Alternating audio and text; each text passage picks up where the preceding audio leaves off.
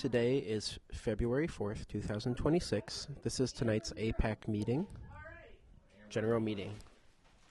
The time is Did you tell her beforehand? 4:41 p.m.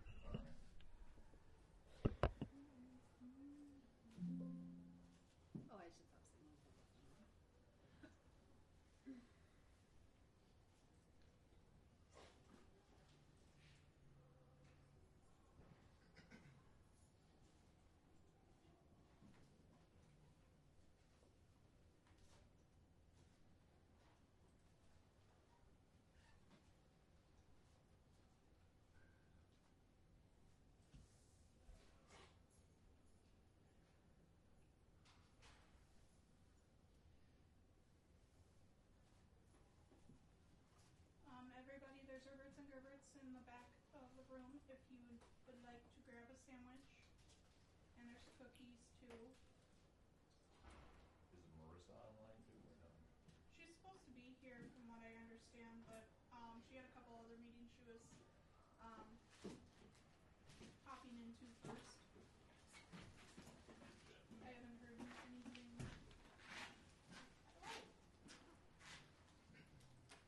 Is it safe to say the schedule the next meeting at 4:45? Because, you know. But then it's just till 5. I don't get up for till 4:30, so 4:30 meeting isn't real. Yeah. No, 4:45. And I've always said that 4:30, just like for people who have jobs that you work until 4:30, 5 o'clock, it's just not really realistic. When we had the JOM at 5 last year, or this year, like, that worked. I don't think there was any issues with that.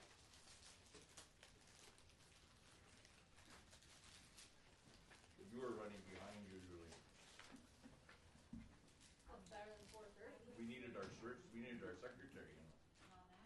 When I became the secretary, I was in person all but one meeting, because I had been in the cities for work. Which I told you beforehand. I said, if we schedule it on this day. If anyone changes times with scheduling, though, please let me know so I can let Eddie know. So that we have our tech support. We appreciate any. Glad to help everyone.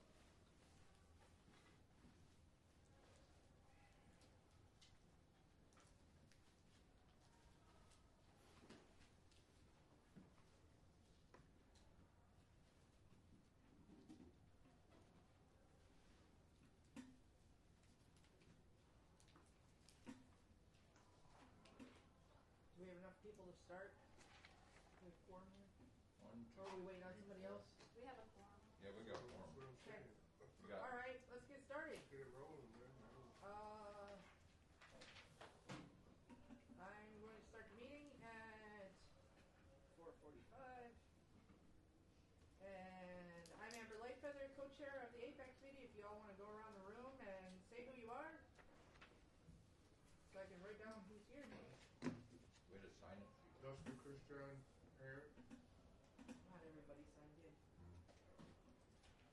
Emily Silverness, parent. Ron Melton, parent. Heather McNamee, newsroom. Lydia Schenkel, parent. Gray Black, office support of American Union. Curtis Goodsky, parent. T. Good Sky, parent.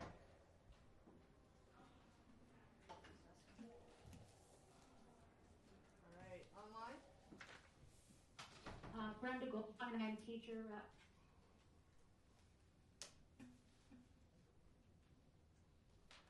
Jennifer Berry.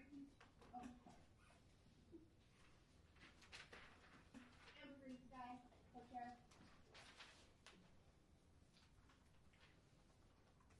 think that's it. That's it online? All right. So, approval of meeting minutes from January 7th and January 21st. Are we doing both?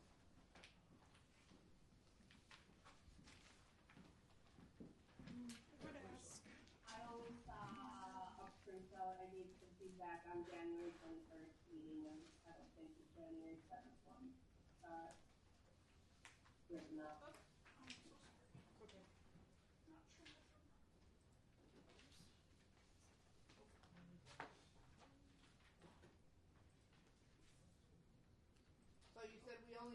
feedback on January 7th?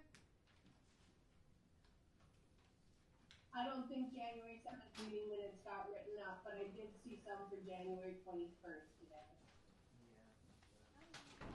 We do have the 7th and the 21st. I'm going to be passing them out. Eddie, can you possibly put them in the chat as well so they can see it in there for January 7th and the 21st? Everyone, that's a staff meeting.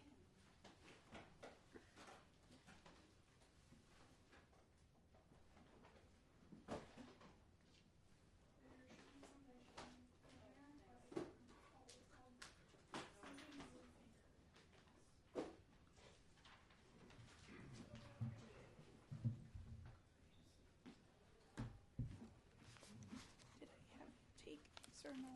Huh? I think I got the 21st and the 7th. Yeah. Yes. Did you get that? I did get a copy of that. Yes. Teague did give me a copy. Good. Okay. Oh, did I just? No, I'm sharing. You're okay. I read through it before. Pretty well situated.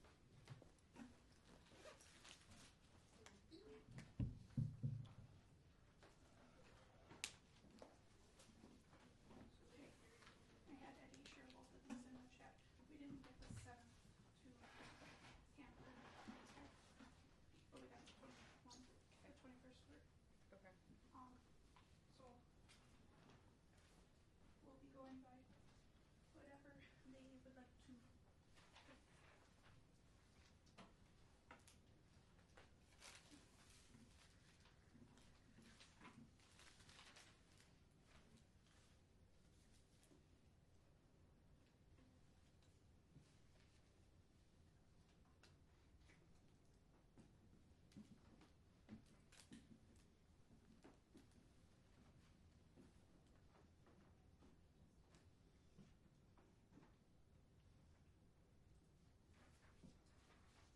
Who made these notes?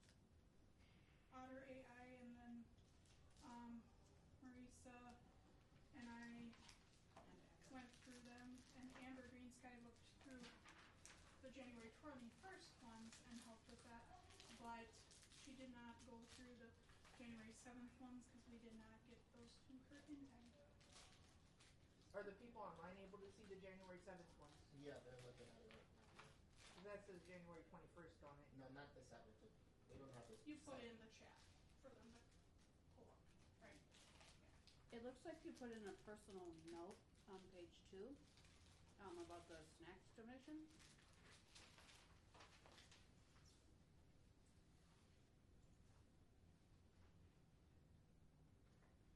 Is there like a reason for that? Say that again. On page 2. Which one? Just under snacks donation. January 7th. We did not actually January receive 7th. that much in donations of snacks. I was told by John Hopkins' representative that it is around $700 worth. Which is like 5 or 6 boxes, and they weren't very big. Are you looking at the 7th or 700. 7th. Yeah, January 7th.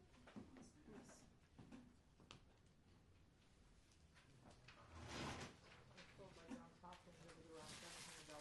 They didn't tell you actually how much they were spending. You just got boxes. Yeah, they said around 700. One person said, not the main person, so I'm not exactly sure, but it was 5 or 6 boxes each time, and Well, we got more. which than really that this doesn't time. go very. Yeah, this time No, we they got more time. quadrupled it. Yeah, we got more. And every day. After you guys had contacted them, they quadrupled the amount they were giving us, so we were actually able to spread it across all of our liaisons. So how much is it currently then? How much are they currently sending? I have no idea. Well, For they the didn't. cost amount, I have no idea. I mean, They didn't give us a cost amount. Every liaison we took did take 3 to 5 pictures. boxes, so it was a lot more than the first time. So the district isn't receiving money and then purchasing No, it. It's they're all literally auto giving us purchase. boxes of snacks. There's not like a itemized anything inside the box, like this is what's in the box. No. Huh.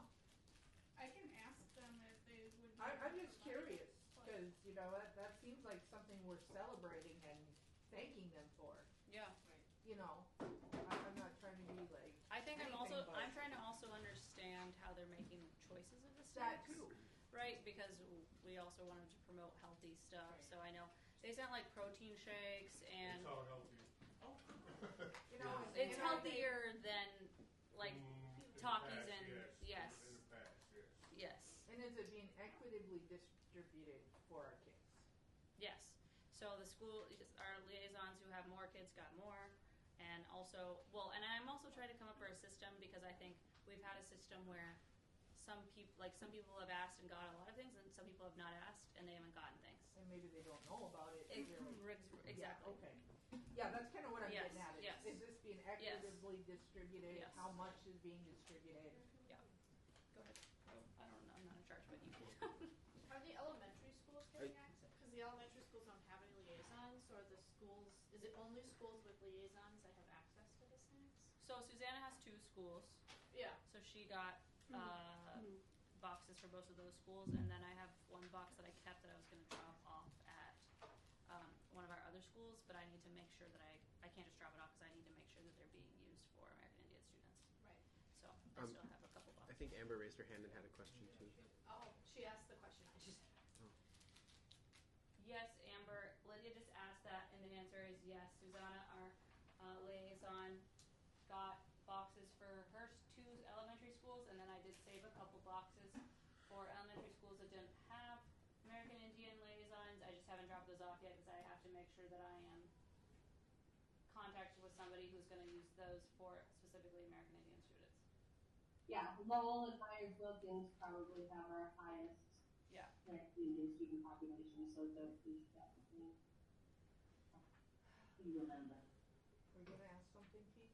There's no reason I- to- I think there is some conjecture being written in these meeting minutes that I don't think is very appropriate.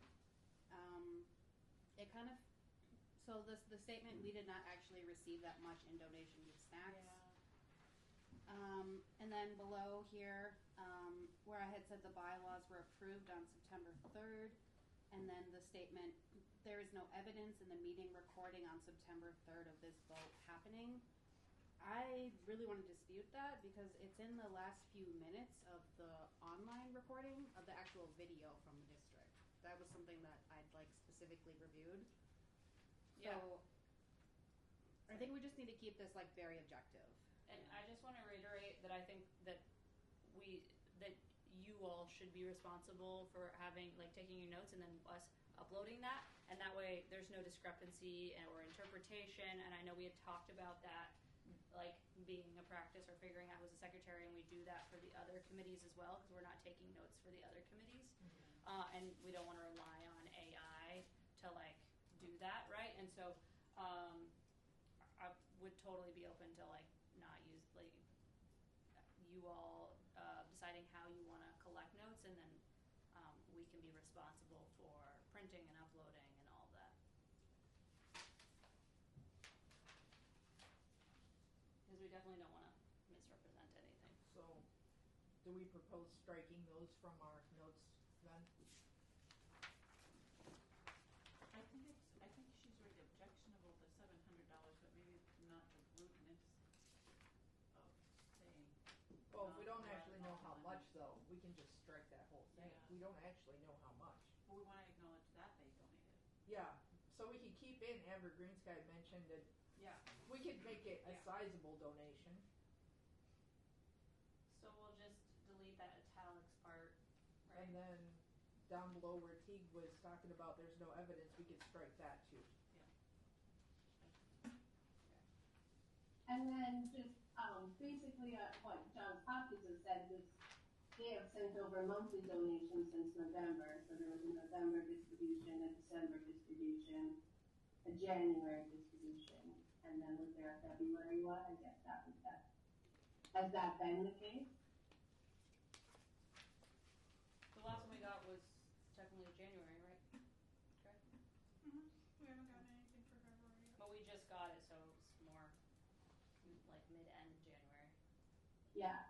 So I not think for- they've been coming like the third week of the month, right? I'm sorry, They're both, both you're talking was that, Amber? I was just asking, just kind of like what I've heard is they're becoming about the third week of the month. Is that? Yes, okay? that sounds right. Oh. Dustin, did you say something? Oh, yeah, I didn't receive nothing for November or December. Yeah, we talked about that in previous meetings, and that's why I took over distribution. And we also got a lot more that next round. So there's a lot more to Okay. give.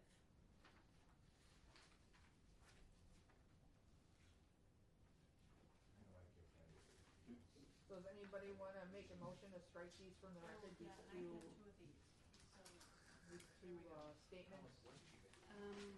I make the motion to strike 2 of the conjecture statements on page 2. We did not actually receive that much in donations of snacks, and there is no evidence in the meeting recording on September 3rd of this vote happening. Do I have a second? Second. Alright, those votes pass. Alright. Do we see anything else that we want to update? Before we move on to the next one.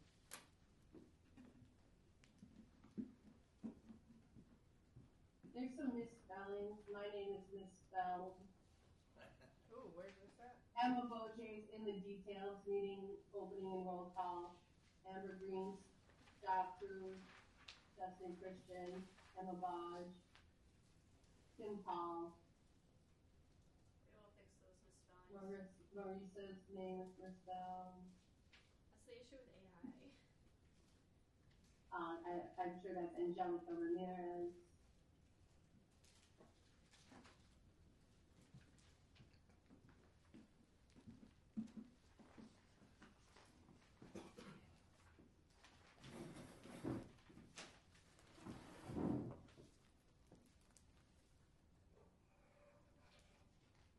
Might want to do a search function because I think those misspellings are carried throughout the document.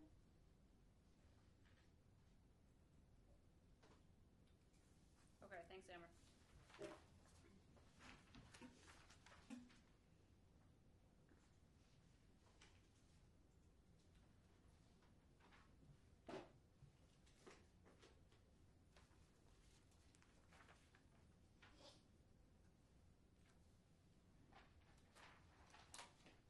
So for the AIPAC meeting, January 7th meeting minutes, do we have an approval for these minutes? Do we have anybody that would approve them?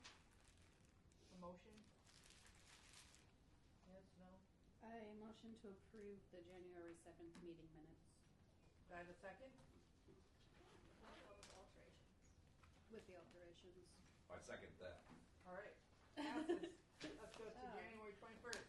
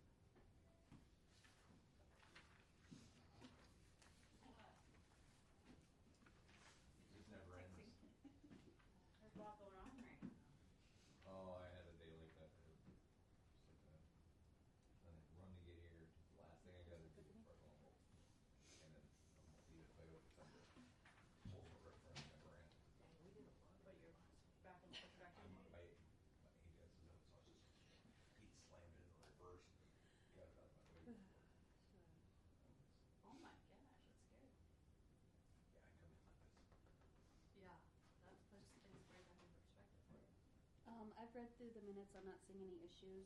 I think there's a few that, they're not wrong, but I feel like they're not in the right place. So like on page 3, under finance and reimbursement, the third and fourth bullet point, and then utilizing available tools in place, the third bullet point, those are not, like, those are things we discussed, but those aren't about those topics. Those were more about when we're writing the recommendations for the concurrence and non-concurrence. Like, an idea was put forth about prioritizing 4 to 5 key areas for improvement. That wasn't individually about finance and reimbursement. That was more about the recommendations for concurrence and non-concurrence as a whole. And like having it under that heading makes it seem like 4 or 5 key things about finance, and that's not what the conversation was. And then the same thing with the fourth one, where realistic goals, honor recommendations with tracking progress, and then utilizing tools, the third bullet point, that we recommend and acknowledge good things and focusing on areas of improvement. Those 3 were all about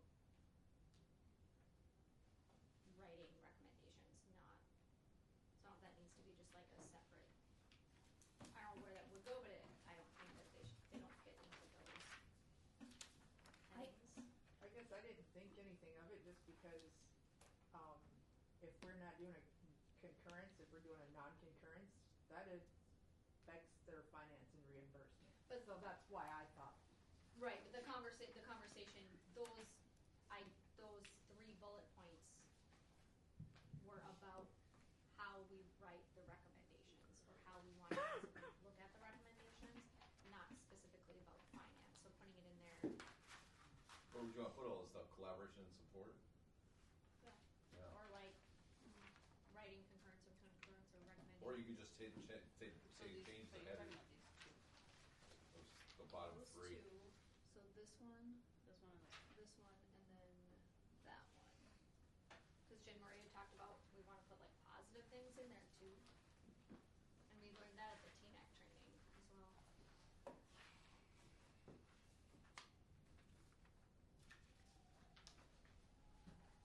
I think there's just like some subjective language too on page 4 on planning for future meetings and recommendations. The third bullet point, like the last part of that sentence, I don't know, feels inappropriate. The need for a thick skin when receiving feedback. Oh. Like Sounds like something I would say. I was gonna say, I think Dawn said that too. I think Dawn said that. We could take it out. Well, I don't know if it's inappropriate. I think I think it's important that, Well, but the phrasing is not, like, these are gonna be. Oh yeah, that was my phrasing. Somebody should clean up my words. And just need to be open to receiving feedback. Need to be open to receiving. Yeah. I mean, Because like these go to, I think these are. because we the want to ones- give good These are the ones feedback that go too. to NDE. I love that you think Candy is What? intelligent. You're right. I didn't even get to that point yet because I was really trying to read this and remember what we talked about. 20 minutes into the meeting, I'm already in trouble. Anything Don said, Yeah, don't write down any strictly guys. for the records. Just edit the AI, like this voice. Okay, take so everything you out. want me to just take out the thick skin? And just put open to receiving feedback? Is that what? And the need to be open to receiving feedback. And the need to be open. I think you guys are woman-splaining my speech over here. Happy to help. Oh, Dawn. He's so frustrated. I said that on the record.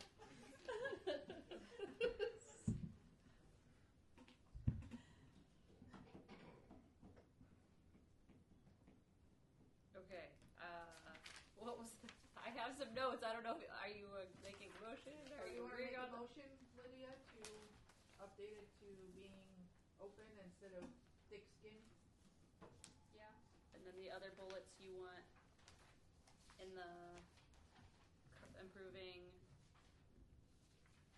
Which sections were you? We're going to put them under collaboration and support, just like. Collaboration Where is collaboration? Just above it. Oh, okay. So you want those 4 bullets up there? Like a subsection for recommendations on concurrency, Yeah, because those conversations were specific about writing the concurrence and non-concurrence. Oh. So maybe putting it in Maybe just change the header then. on page 4. There's the voting on concurrence and non-concurrence. So maybe it could be like voting and discussion on recommendations. Because that just is all that same topic. And keeping it together, I think, is cleaner, easier to. Well, whatever's going to make it easier when, like, if a future committee wants to go back and look at what we're trying to say, Yeah. Right. so they can go, oh, this is for that. I think Lydia's Right. right, that should be about concurrence and non-concurrence, because that is what she, Pass on everything I just wrote. We'll just make a new header and just take those 3 out then. Wait, I just said you wanted to have I discussion. don't know. I'm building it. What is the motion now, so that I don't Done. have writing just shut up. everywhere? Okay. So those 3 bullet points. Don't make us woman-splain this to you. I'll show you. Those 3 bullet points on page 3. Okay, I got that, but I have all kinds of Moving writing. 3 on this one. Moving them to page 4, the section where it says voting on concurrence and non-concurrence. All the 3 bullets under collaboration and support. Under, No, under finance. Finance. Okay. So okay. finance and reimbursement on page 3. Right here. Mm-hmm. The second, or the 3rd and 4th bullet points, an idea was put forth about prioritizing, and committee members agreed on the importance. Okay, so move those to The concurrence and non-concurrence. Okay. And then on page 3, the 3rd bullet point under utilizing available tools already in place, that starts, it was suggested, recommended to acknowledge. That one also moved to the concurrence. and Okay. non-concurrence heading. Got it. So you made a motion, who wants to second that? I'll second that one. Don second. Passes, does anybody have any other discussion? before it passes? No. Okay, good. It's been a long day at work, guys, sorry, I'm a little out of it.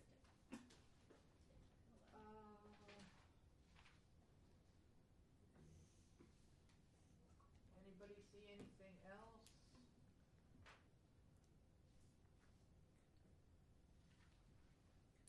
reports. Was the thick skin comment included in that vote? Yeah. Okay. That was Alright. part of the Yes. change. Just clarifying. Yes, that was included. No, I think it was Dawn said. That's what we were adding. We got a quote.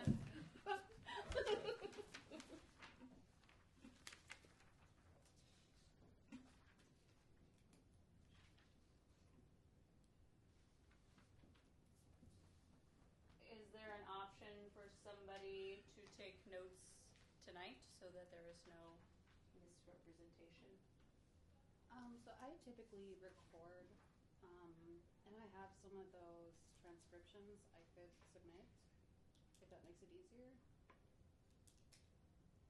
You all tell me if that's what you want your minutes to be. Are we talking for tonight or? Yeah. Okay. Who's taking many minutes tonight? Do we not have a secretary? No, we don't have Not at this No, juncture. we had talked about that. Are you volunteering? Nobody wants us to do it anyway. I was gonna say, we're always editing what Don says. I will be He editing makes all the everything. minutes and the whole I will thing. edit everything you said, filter it through me, and then put it down. You really want that?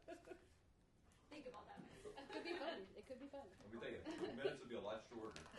All right, so if It'd be there's no entertaining. other updates, do I have a motion to approve the January 21st meeting minutes with the edits? I motion to approve January 21st meeting minutes with the edits we recommended. I second. Don seconds. Any other discussion before we pass it? Hearing none, that one passes. All right.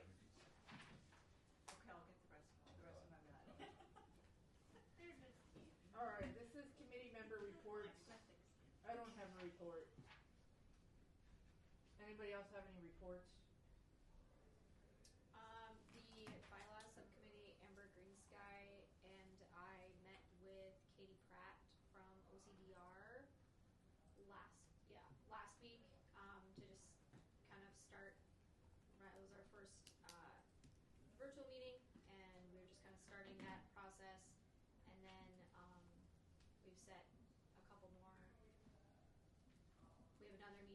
this week, and then the intention is at the next APAC, regularly scheduled APAC meeting, come with some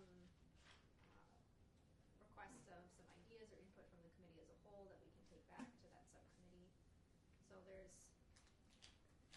I know there's concern of like, is that going to be getting done this year? So there's been one meeting and some other scheduled and some email communication going on with that. Okay. Good work. Anything else from anybody? Except for Dawn? I'm just kidding. All right, hearing nothing, moving on to new business. It says review annual compliance document.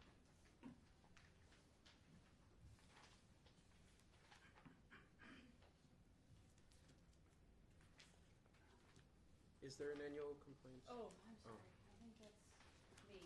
Yeah. Okay, so this is the paperwork that we file tomorrow, or where we provide tomorrow, and then file with the state when you all formally come after the board meeting tomorrow. So I met with Amber to talk about it, so we will have this printed and ready to go for tomorrow.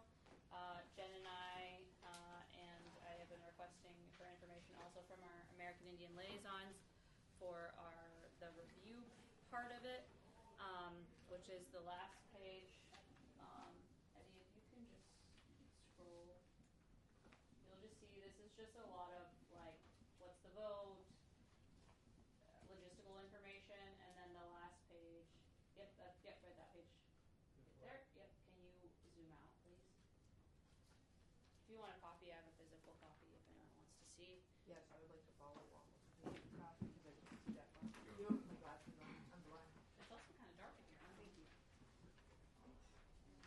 So we're scheduled to see the school board tomorrow? That was decided last meeting. We decided that Put it in my, I did not. yeah, we decided to, because there was like the two options of COW, Committee of the Whole, which is tomorrow, or I'm forgetting the name of Like the normal board meeting. the regular school board meeting, which was later in February, because we have to do it before March 1st. And so those were kind of the two options, and I think the discussion was that if we do it at the Committee of the Whole, it allows for more like inquiry and discussion, like if the board is having questions or wants to, wants us to like hear more from us about those recommendations, the Committee of the Whole allows time for that. And a regular school board meeting is more of, you go up, here's what we have, and then you leave. And so that was the thought process behind that, and that's why there was that supplemental meeting on the 28th to make the recommendations. It sounds like not many people were available for that meeting, so I haven't, and I don't know if anybody else has seen any recommendations that we would be taking to the board tomorrow. I haven't seen anything. I don't know if anybody else has. My understanding was that was the main goal of this meeting that Amber was bringing.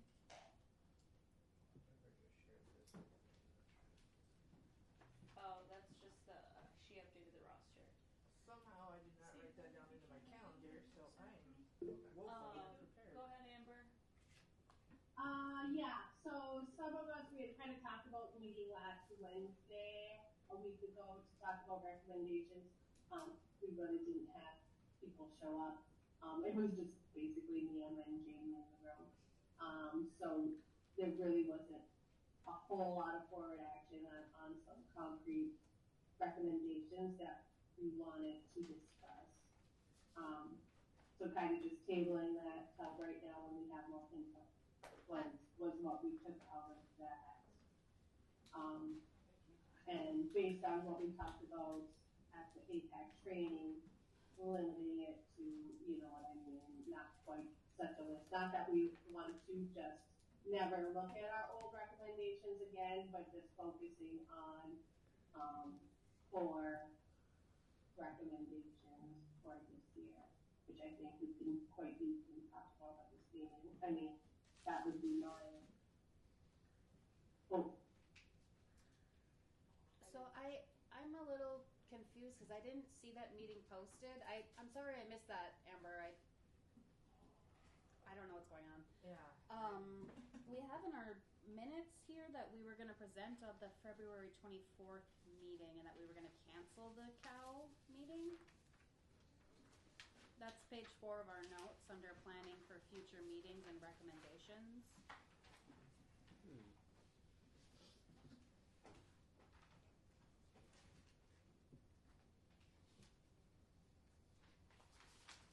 So we're going to the committee of the whole tomorrow? What is the plan here? Because we don't have recommendations, we have not submitted them to the board book for the board to receive them. Is it I don't even know what time we're supposed to be there. 4:30? Like, I guess the question is, without But not for you, huh? Be prepared, what are we present?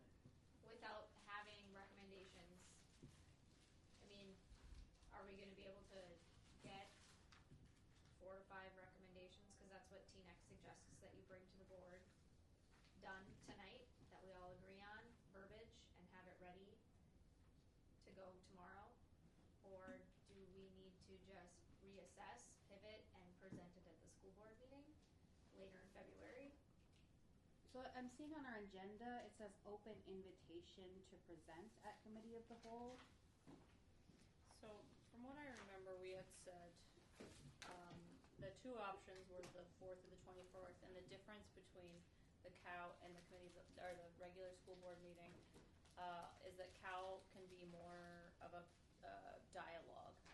And so you all had mentioned that that was something that you would preferred, rather than it being more formal, less people, less dialogue.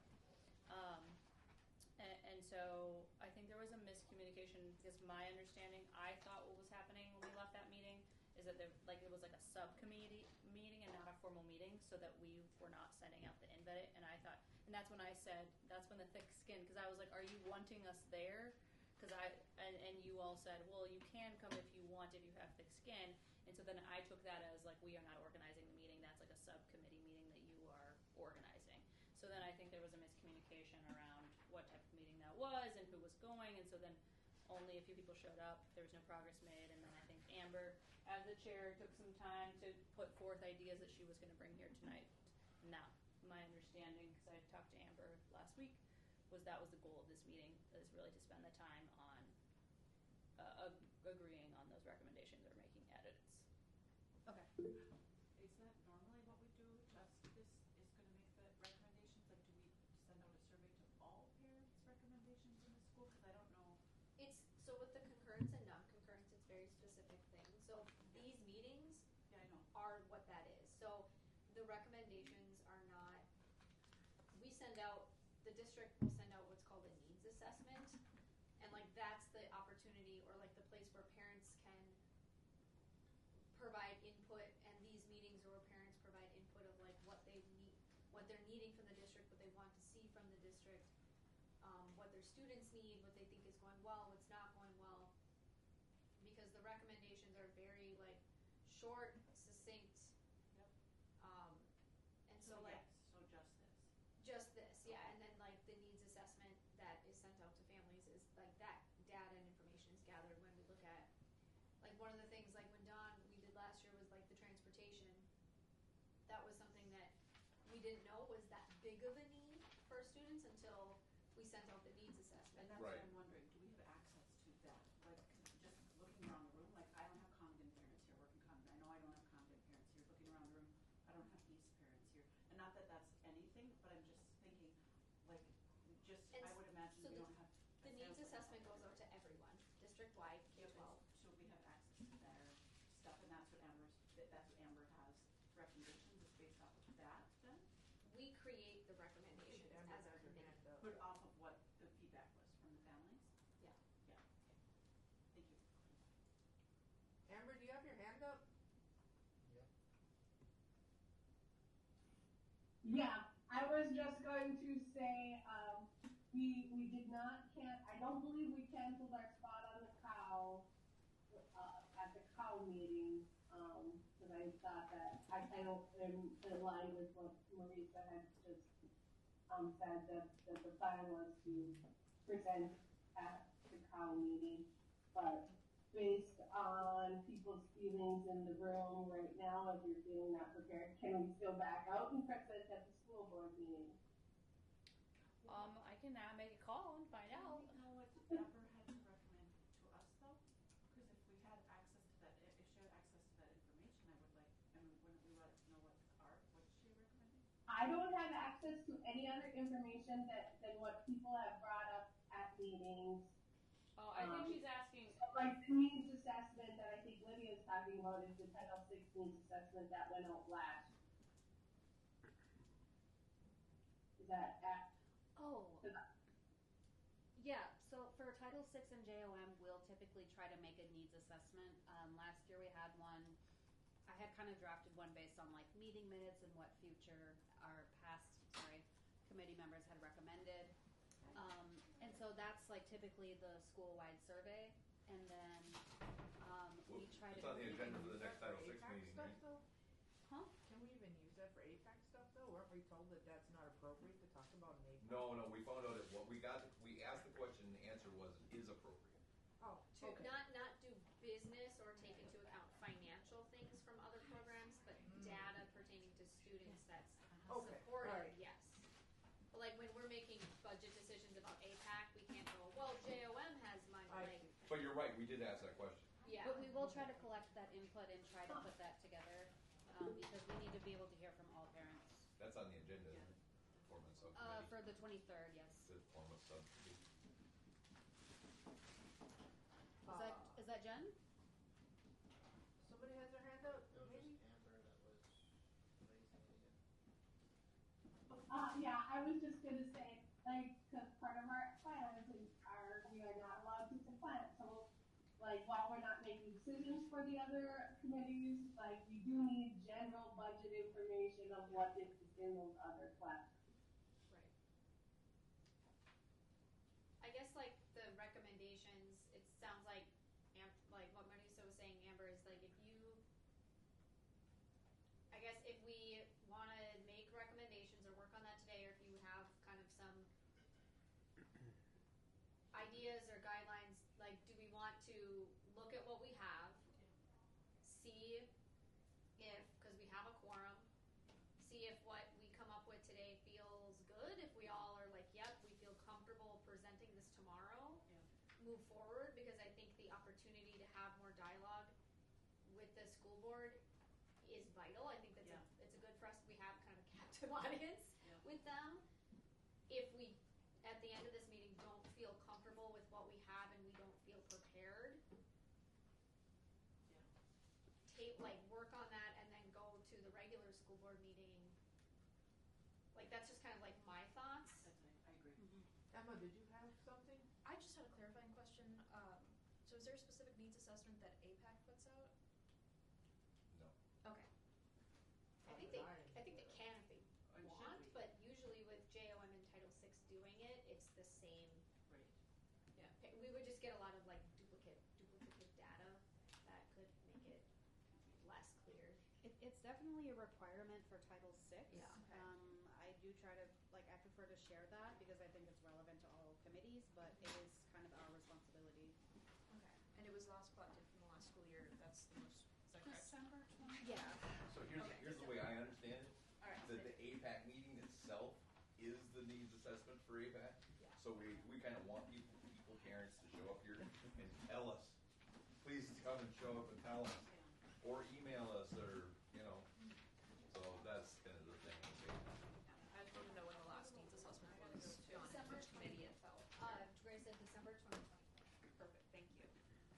So I guess, how do we feel about the idea of seeing what we can come up with today? If we feel comfortable, we present tomorrow. If not, we present on the 24th. I'm also going to go see if that's an option. Like, Okay. because I think the biggest thing is like, is there room on the 24th for us to, Okay. so I'll see if that's an option. Also go to the So we should start working on it right now just in case that's a no. Yeah. I think that's a good idea. Can we ask if Amber, did you have anything from your focus group last week that kind of to start off the discussion? I don't know. groundbreaking about that. Jennifer has a hand up. We'll let her go. Okay. Okay, Jen. Okay, so I'm all over the place here. So the thing is on, Eddie, can you pull up the form that we were just looking at for the concurrence, non-concurrence? It had the 3 columns. So the annual conference. Yep. Up at the top, annual complaints.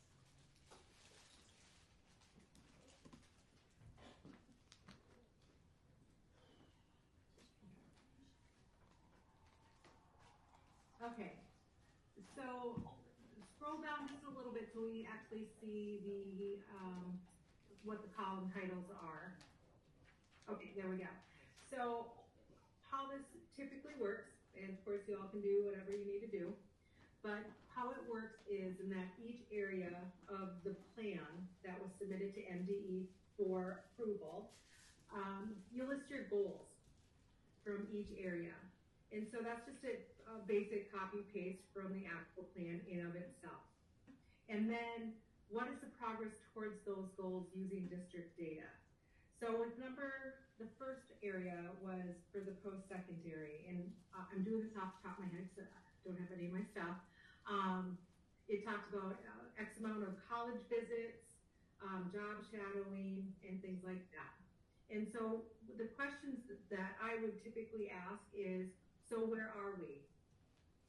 Have we completed anything yet? And that's why it's important to have the reports from the folks that are frontline workers that are taking students places. And then, so you get that information and we see where we are. Obviously we know the ACT prep stuff has not happened yet, but is there preparation for pushing that information out for students to have tutoring, the test prep, transportation, things like that. And so then the third column is where I would look at as a parent going, is this in the time frame of the actual plan? Have things actually been completed? And if it's a no, not good enough, then you make your statement. Going down to academic achievement of American Indian students, what were the goals there?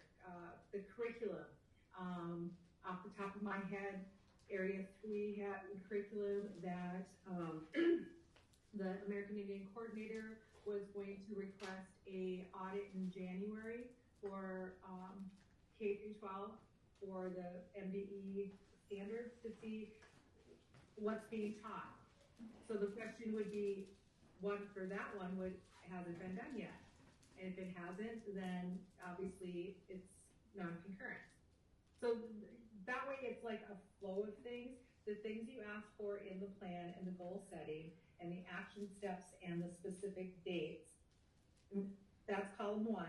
Column 2 is looking at, did you get the data from the district on what has been going on to meet those goals, the action steps. And then that's where you will say concurrent or non-concurrent. That's all I can help with right now. Miigwetch, Jen. Yeah. So focus area 1, post-secondary. Can somebody read what these say on the left, or is there another copy somewhere? Yeah, Marisa had some copies. Go ahead. You take mine. Does anyone else need a physical copy? I think I'll take a physical copy. Need a copy, Emily? Yeah, sure. I wouldn't mind having one either if you have another one. This is what I'm thinking. They're also on MDE's website. Yeah, it showed us how many days ago, but I think it still isn't.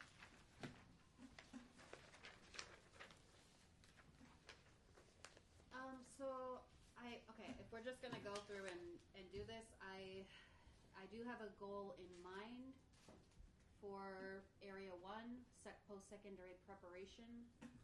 One thing we had talked about in the past was tutoring, having tutoring opportunity for students. I think that's something that is measurable. We should be seeing how many of our students are receiving these services. Yes. So what I heard don't disagree. We do need that. What I heard Jen Murray say is that the measurable goals from the approved plan. So the plan that we approved and already made, that's the goal that goes in that column. Oh, I wasn't here for that part, sorry. Oh, yeah, so, because it says. Okay, I understand now. Yeah, it says measurable goals from approved plan. Okay, Like, yep. correct, that is a need, Okay. but that's not what we have in the current. So we have these goals already, can we just copy and paste them in so we know, so we all know what they are? Yeah, that's been done. I don't know, where that sheet is at. But I wanna, I heard, I think that was Steve that just spoke about tutoring. So when you're looking under area 1 for post-secondary, and preparing students, I wanna say there was something about, graduation. So how many students are graduating on time this year? So what does the district have for data? Well, how many current seniors are currently on par right now to graduate? That information should be there, and if not, then to have the point of, so what are we doing? Are we offering them tutoring, mentoring? What are the needs of those students that need to graduate this year? Can we measure it earlier than that? Like, do we have access to like average GPA or GPA of our American Indian students earlier than graduation? Typically in 11th grade in the spring, the school counselors will tally all of that up, and you can ask for it specifically for our students, our Canadian students. And then that way, going into their senior year, you'll already be able to prep for students that are missing credits. Or you might see some low GPAs, you might see some attendance issues, you might see challenges that they might face. And then those are the students that you would tier starting their senior year at least within the support systems. Yeah, that seems a little late, 11th grade. I would think in the 10th grade you'd want to get. Oh yeah, you can ask for each year, absolutely. Yeah. You know, how many 9th graders graduate with all their credits necessary for 9th grade. You can definitely ask for that. But for the post-secondary and that, I want to say we talked about the graduates, because, why did we talk about that? Because the ACTs, and we actually put in there's X amount, 200 and something, 11th and 12th graders. The reason I'm thinking this is because Bob was talking a lot about, he thinks that there's kind of like a global policy happening in East. You can't add the kids of color into the sports, but when I talk to people that are. Tig, you can probably talk now. The kids are getting flagged for having to do. So I'm seeing an issue here, in that presumably this plan was written by you, Jennifer, and Jeffrey Melton, correct? Like more or less? I helped Jeffrey or Jeff with the plan. It was put in a Google Doc and it was sent to everybody, and people put their input in, and then we added those into there. And then I want to say there was like two meetings minimum, if not 3, on making the adjustments and doing wordsmithing on the goals. Oh, yep. And the action. You're right. Yeah, Okay, thank you. That was the meeting you were not able to be here, that we voted. Okay, no problem then. As long as people got input, I mean. Yeah, I think that was a meeting you weren't, I think Curtis was there, that we voted on and approved it. Yeah. Sorry, I was going to the bathroom and then I was talking to Anthony about the board question. So we can move if y'all want to do that. The deadline is March 1st, right? So February 24th still fits in that deadline. I don't think it's a bad idea if you all want more time, and also I think it gives all of us a little bit more time. I have been digging into this with Jen, and I think as a new person I'm learning a lot about our current systems and structures and the limits of them. So for example, even like this first one around how are we kind of tracking progress to graduation and some of that stuff. I met with some of our folks in the data department and people who work with counselors, and it's an area that we are growing in and continue to grow it in. But from my understanding, so you can pull some stuff from EduClimber, but if you actually want to see like attendance plus behavior plus core classes, you cannot pull that from EduClimber, and school counselors are literally hand crunching those numbers. So it's actually not an easy thing to pull, and I'm also like, oh wow, we're hand crunching numbers. So I'm learning also, just like as a district, how we're doing this and how we're supporting students. Like, is it consistent across school to school, counselor to counselor? Like, so those are things that I'm trying to figure out even outside of American Indian education. Like, how are we doing that to answer, how do I pull this data? Because right now I can pull parts of the data, but I can't pull the whole thing. And so that's why I'm also working with, go ahead.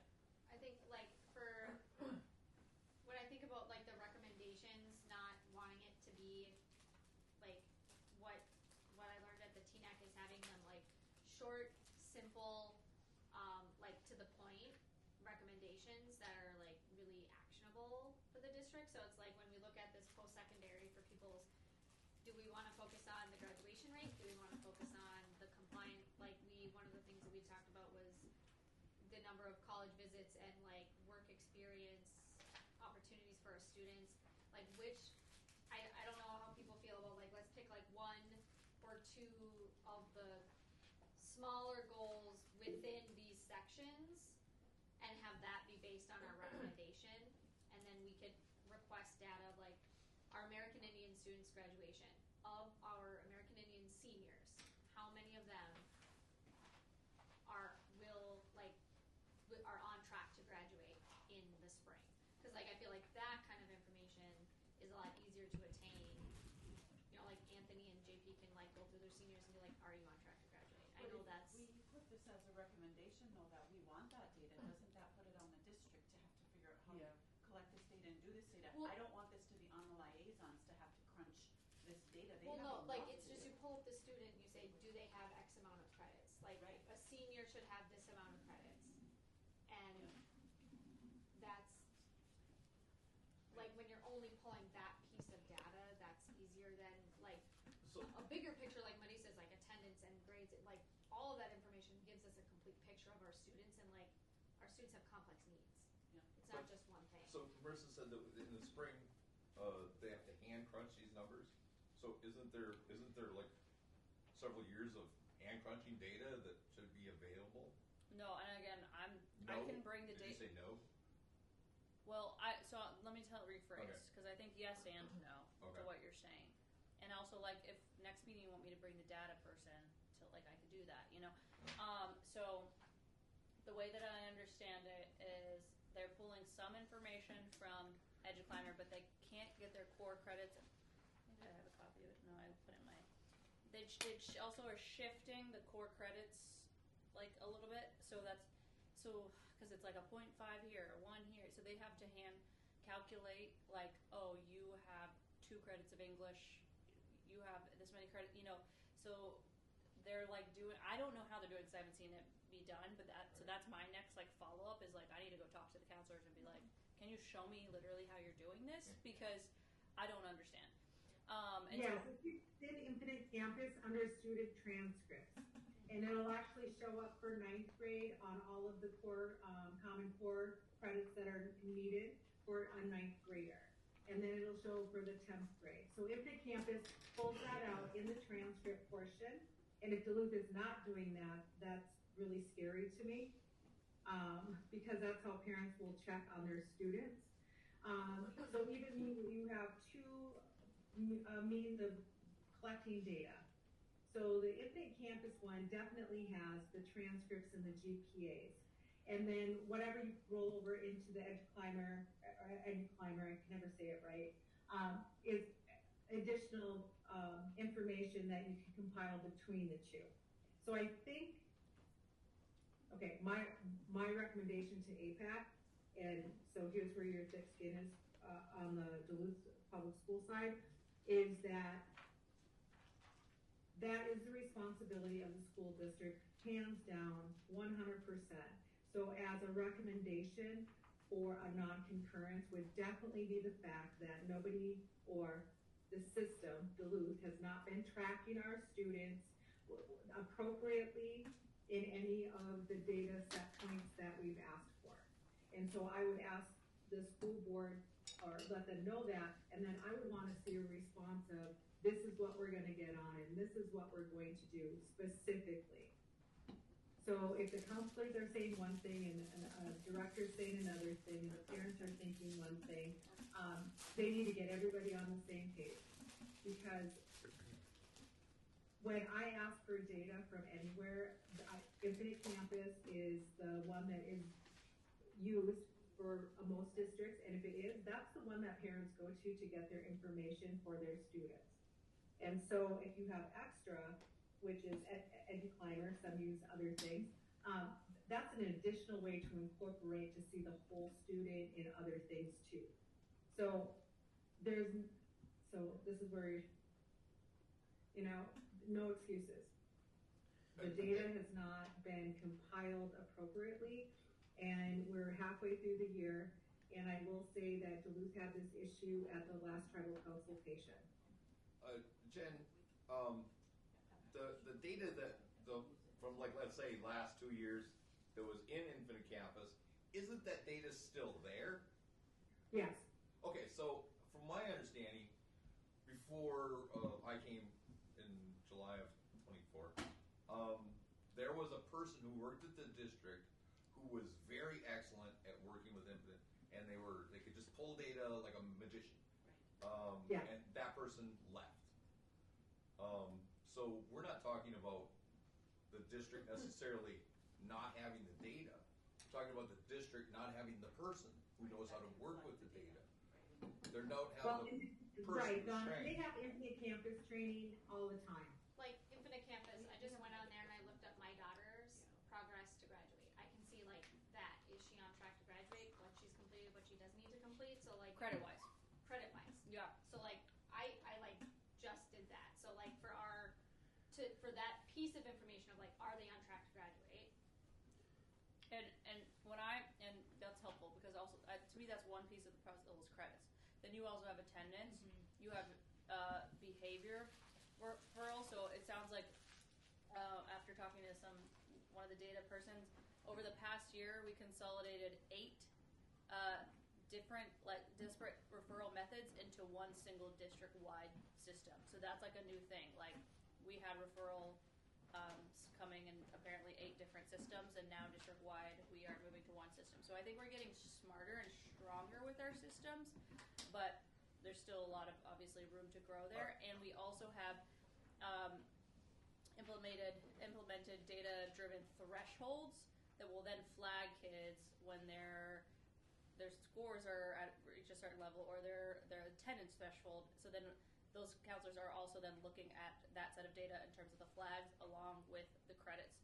Because to me, credits is just one piece of the progression towards graduation, right? And so I'm trying to understand as a newer person, what is our holistic approach to making sure kids are on track to graduate? Yeah, because there's legal requirements. You have to have so many seat-based hours. You could get straight A's, but if you've missed X amount of attendance, you will not be able to pass and graduate.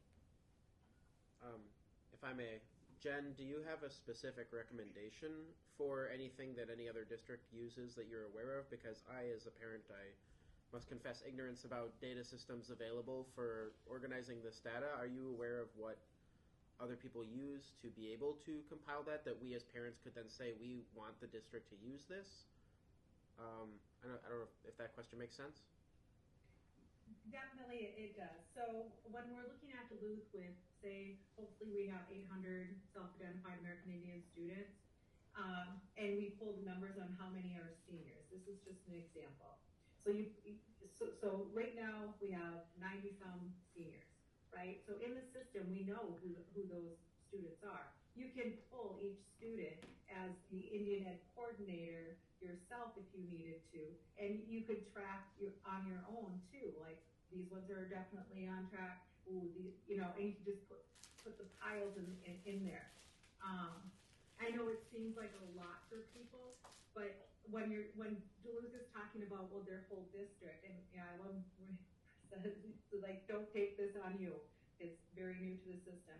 But when they're talking about they've been trying to get these systems in place, we're not talking, I love all of our students, you know, but American Indian students, it's very specific.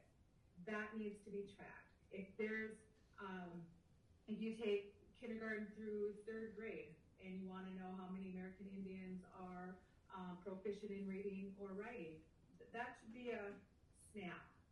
It's not what Duluth is doing to try and get their 8,000 students into a holistic thing. We're talking about our students that have been continually, you know,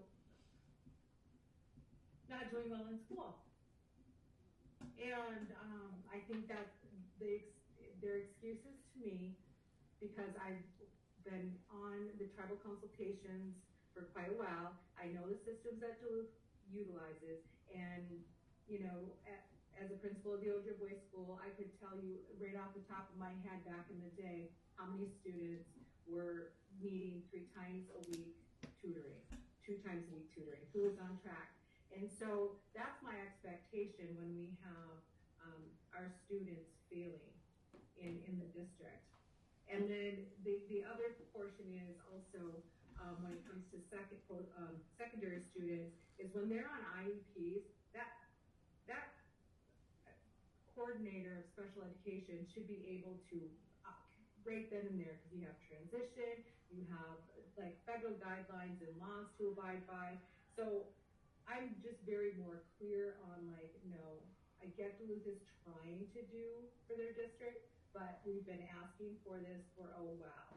So not to know how many of our students at this point in time are on par to graduate in May is not acceptable. Thank you. Did we have that data at one of our other meetings, or that was JOM students specifically? We did include the amount of seniors there were, but there wasn't a broken down of, it was in December when we pulled it, so we didn't have a very good read yet of who was First semester. on track. Okay. It was me pulling the data, and I'm not the person that looks at all the GPAs and all the credits and things like that to determine where anyone's at. But it was, you know, December, so kids are still earning those credits. It was still kind of early. It's not early. As soon as you get into your senior year, that's with 90 students at the AIPAC level. You have 90 students, 95, say 100, and you run through the list. You see that they've passed all their classes for 9th, 10th, and 11th grade. They have the appropriate credits in the core content areas, and then that's your first tier. They are on par at the beginning of the year. And then you might have some that are missing and some that are way behind. So it shouldn't be a senior gets lost in the system. I mean, Gray just said that they're not the person who pulls that data. Is it then usually a coordinator's job to pull that data? I said I didn't say I wasn't the person to pull the data. I said I'm not the person to determine where students at with their But it should be GPA the and their coordinator. grades. It should be the coordinator that's pulling the data, Okay. which is me right now. And then also, but I do think the American Indian liaisons should know how to pull data and make data-based decisions. They haven't received enough training around that. That's one of my things is to understand currently, and that we had a meeting last week where I was asking them, how are we documenting progress currently? And how does that need to potentially shift? Because in my mind, if you're working in a school, you have to be documenting progress in some way to show that we're making impact, right? That obviously is going to look different in different positions, but it is a goal of mine to make sure that my folks feel equipped to be able to look at data, and I know some of them are already doing that organically and naturally, right? But I also think, you know, they haven't been given the tools and resources to do that. Well, you know, this is a long-standing thing. I mean, Gray has said for a long time that she didn't get the training necessarily she needed. And then with past liaisons, they've also said that they've struggled, you know, with the onboarding, like I've said several times. Yeah. It's the onboarding process. there's Three. not I've enough, had no there's not enough training involved. And is this parent committee the appropriate committee to be telling the school district to start training your people properly? Yes. Yes. For our American, because part of that is the retention of American Indian. Right, which we Staff. got that big email about. So like we could say, we aren't, I don't think it's our role to say this is how you should do it, right? Because we don't know some of the inner workings and union. No, and all just that. to do it. But like, we would like there to be a solid, consistent onboarding process for our staff, like And Jamie, continuing training and right? support. Like Jamie and Dustin have shared that there is no onboarding, right? Like that their experience was very unsupported, Right. and so we can Sorry, make guys. that recommendation. Well, Jamie's the first one to be like, it is not, because it's not. So yes, we can make that recommendation. Done. Was that a separate one then from the tracking the data then? That data, tracking the data and then training your staff kind of thing? Can I just ask a process question of where we are? Are we going through this, or are you all gonna pivot to your 4 and then talk about this simultaneously? Because I'm curious of Taking where. notes. Okay. I just received an update that the preference is that you do present tomorrow if you can, because then you can have dialogue and conversation. Mhm. I just want to make sure that you have time to talk about. That shouldn't be me. Somebody should change 'Cause whatever I say. Is it true? Did Amber bring forth ideas, or has there been any ideas currently that are on paper somewhere around the recommendations? So from Jennifer Murray's recommendations to go through the plan and then do the measurable goals from the approved plan and then look at the progress toward those goals. We don't have that data. Yeah. So how are we I know. supposed to do this? So like, I am guess I going to walk in and just say, you guys didn't provide the data that you knew we would be asking for? So how are we supposed to do Yeah. any of this Yeah. to actually have a legitimate dialogue that moves somewhere and helps our kids? It's very upsetting to me that every time I come in here, we don't have data we need. This is so important. And I'm not upset with anybody in particular. Yeah. It's Oh, just, I am. to me, I mean, we I are think being set up to not be able to fulfill our duties as an I think AIPAC. Anthony Bond should have been the one that was responsible for knowing We're all not of this able stuff to do our job and as an being AIPAC. there. We're letting our kids down. I definitely am blaming something. I don't want to say one person, because I think that the district is responsible, and that is everyone. That is our school board, that is our leadership, that is our administration. And we are very top heavy in this district. We are not very much boots on the ground. You talk to any liaison, and they have too much shit to do and not, don't filter that, please. They have too much shit to do wrote it and not down. enough people to do it. Blame it on him. We're going to read them. There's No. There is. Grade, we There's have just- the we plan. can do better. And the plan We can do can better. Yeah, can you pull What up is the? Yes, I have It one is. physical That's copy. been a long time. I mean, I can show up tomorrow and just, We also want to riff. wait for comments, Lydia. Yeah, just blast. So We have the plan. yeah, Let's beat up on each other. it starts on page 6. Oh, it's in It this. depends. What No, kind no, of no, it's separate. what kind of energy do I you just want the did get a message parent committee to hold? And he was gonna send You know? They want to see Would us get prefer mad. That to they can have say that we're just infighting and mad.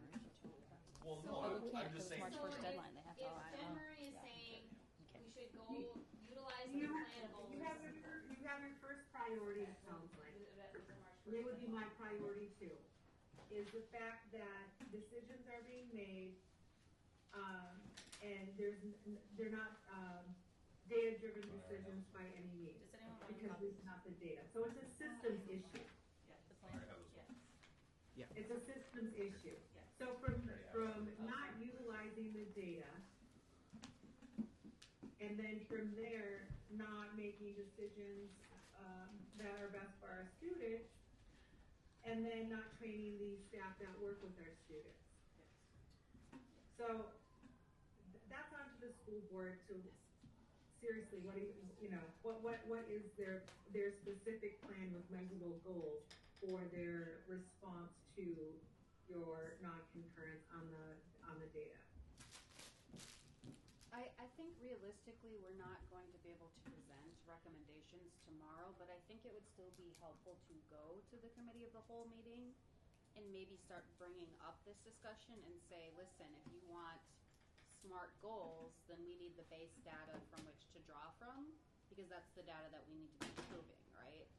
We can make up recommendations right now, and that's fine, but what's it really doing? You need them to be data-driven stuff. I mean, Well, we could come up with these, like, we have this sheet, and we have the plan in front of us, so what I heard Jen Murray say was take the stuff from the plan, we could go like area 1, and then when we look at our goals, maybe we pick, because there's a number of goals in each area, pick like 1 or 2 of those, and say this is what we want to follow up on, and then Marisa can come back with data around that. So if we want to say like one of them was college tours, our plan says this many college tours, so then we can get specific information for this recommendations of how many college tours have they had, because that's the data.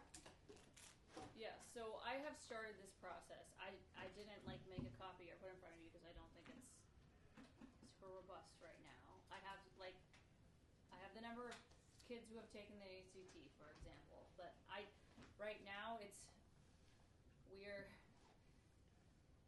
I'm building the plane while I'm flying it, and so I am having trouble stabilizing the plane and then also deploy. So I am trying to figure out, okay, where are And we? you're doing this alone, right? I have support. Some? A lot.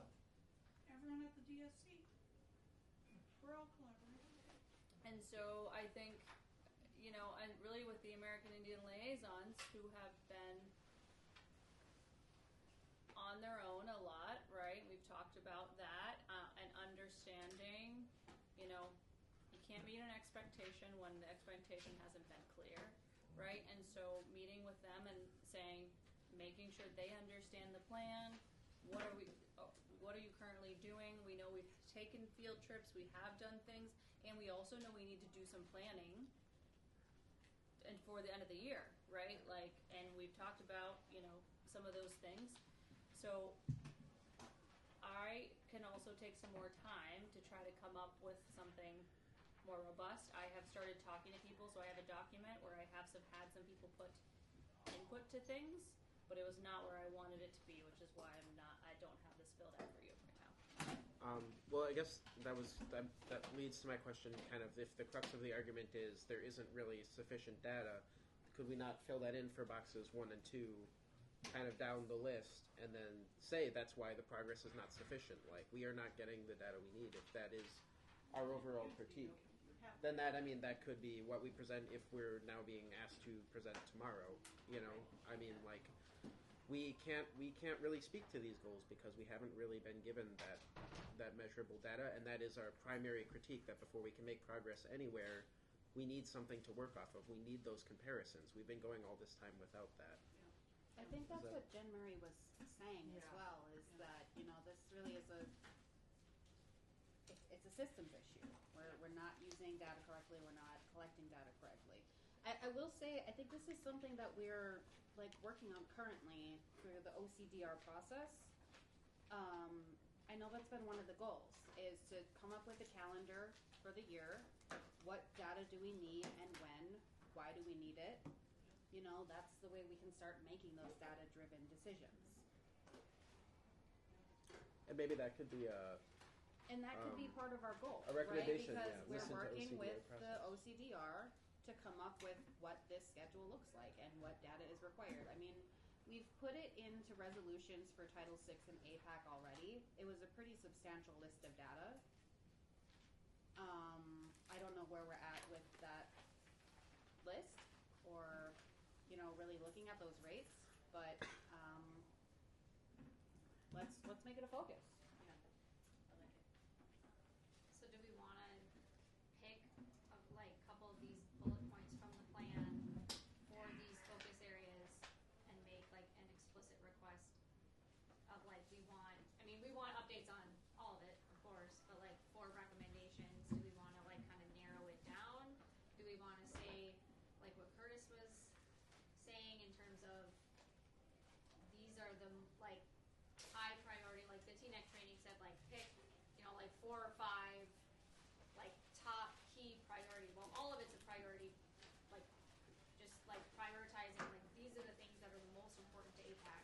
we go to the school board and say, this, and this are what we don't have.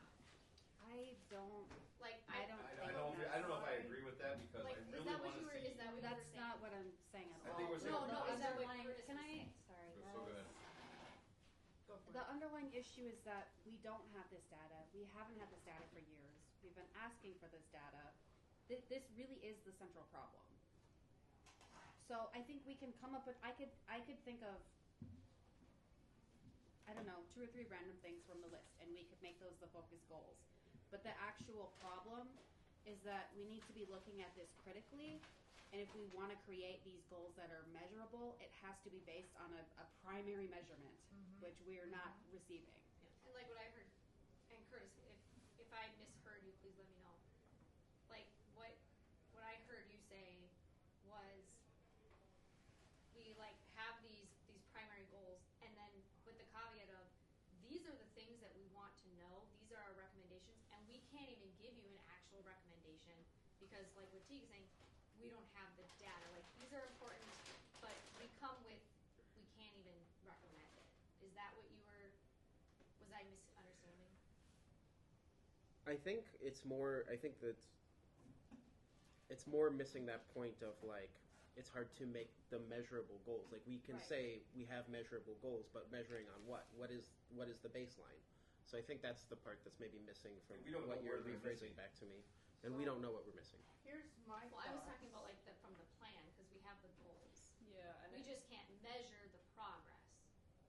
Is what my So understanding. here's my issue. The problem is not written explicitly in the plan. I think we need to make explicitly like this is the collection of data and the schedule in which we need it in order to write a correct plan and in order to write goals that are going to work for what we need. So we wrote this last year, and we should have some kind of data for every single thing that we wrote, so we can quickly look at it and say, oh, well, these are pretty good. We don't need to narrow them down here. Okay, these are pretty good. We can pick out this one. We want to do better on that one. But because we have nothing, we can't do that. We can't pick out, oh, we only want to do 4, because we still have TNEC was a saying lot. you should only do 4. Like that is what Jen Murray's. Okay, but we don't have the recommendation was. ability to discern which ones we should really be focusing in on. I'm saying 4 or 5 because that's the training. Okay, that that's TNEC fine. gave But what us. I'm saying is our plan has been written for over a year. It was This isn't new. We didn't just come up with it this. was just approved. I think in December. yeah. But then didn't we write this and stuff last year? It was Well, in like December. that it was 2025. This is when Jeff was It was here, approved. right before Oh. Jeff It's left. this But school didn't we year. start working on it before Oh, that? you're And talking it was about, like, extended over and over That was again? the problem is we've been to like Yeah. we've done like 50, 60 hours of building these plans. Yeah. And when we're building them, we're not building them off of data. Right, so you're voting for non-concurrence every year, but nobody's giving you the data to say, yes, you've met it, or no, you haven't met it, because you can't see this worked for the kid, because you can't That's- see it. that's Now, what my I'm saying. graduation rate is Real going quick, is up or somebody? down. Do you have notes? Because I can't focus and take notes. I'll summarize Okay. it and it'll spit out Okay. and I'll send that to you. I did wanted to highlight to Jen because I asked Jen the same question because as a new person to some of these processes, I'm trying to understand like how does concurrence, non-concurrence intersect with the plan because they're not the same things from my understanding, and I don't understand to your point. You have a plan, but then concurrence, non-concurrence is like separate, and so Jen, do you have any can you add anything? Is she still there? Everybody might have left at 6. I'm still here, are you still there? Yeah, I was asking you if you had any more. Yeah. Like I was asking around the relationship between concurrence, non-concurrence with with the state aid program review because isn't concurrence, non-concurrence also like a more holistic of everything, like all of our programming, all of our committees, like, or can you tell us what the difference is on why we have, like, what would be the difference of narrowing down to 4? Because I understand what Amber's saying around it feels hard to narrow when we've already made priorities. Well, we made priorities, but we don't data on those priorities, so how do we narrow it down and say, this is actually what we wanna focus on this time? I hear you on that, but I'm just wondering from like an MDE perspective, like how does the concurrence, non-concurrence interact with the state aid plan? Does that question make sense? Sufficiently educating Well, our students. we have a lot of things going on here. So if we're sticking to the plan, because I hear everybody's concerns, right? And this is why we've asked for a strategic plan for our Indian students. But let's stick to what we're talking right tonight. So tonight you can go through that. And what a concurrence, non-concurrence is kind of like, it's obviously a grant, and what they want to know is the people that are receiving the fiscal agents for this plan, are they working with the parents to complete the goals on the plan? And that's the concurrence or non-concurrence. And if parents are feeling like, they're just halfway through the school year, that's why it's halfway through the school year when it's required, is because then what can change? What is going to actually change from the district to help complete the plan within the goals? Is this a perfect plan for this year? Has it been done in a data-driven way? No. But we'll keep working on it unless, I'm assuming Duluth wants to work on this and start really using those data points for our kids. So we have I think it was like Brother said, more concrete goals. Like, did we go 2%, 5%?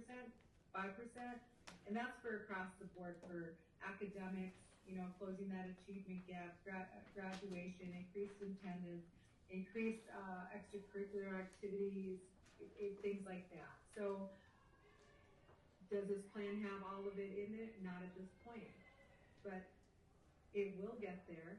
So the concurrence, non-concurrence when you look at the measurable goals that are in this plan.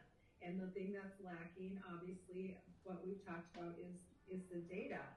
We're halfway through the school year. Can the school board, what their job really is to do is to respond to this concurrence or non-concurrence, and really kind of put a fire under the admin, because the bosses at the table are the school board. So I would say that in lieu of the data, we had a person, right? And to the districts, they always helped us build. We've helped us build at least 2 plans now, and it's been painful. I mean, the hours committed that we had to commit to build these plans by parents, on top of everything else that we do, was long and painful and arduous, and for the school district too, for Anthony and for Jeff, but we only lost Jeff. So if Jeff was sitting here right now, we could go through this, well, are you doing that? Are you doing this? Exactly. And then then that lag. So it's not always just data. Sometimes it's just a person, right? Yeah, I mean, I think that's exactly right. The turnover has contributed to be able to the follow through. And I also remember, I don't remember where it's located right now, but when the school district meets with FDL for tribal consultation, there was that first page of some data that was on there. I want to say it was in December, and it did give some percentages. It was a broad overview. It wasn't a deep dive. If you remember having that. So the data's there. It's complicated because there's turnover, there's data, but not enough for deep dives. And that's where the kind of get a little as we talked about with the ACTs, why isn't the goal for X amount of 11th graders to take the ACT? And those are things that we did put in there to be a little more specific as we move forward too. Not we meaning the district, meaning the parents having some more concrete goals in there. I guess for recommendations, I know I saw there was some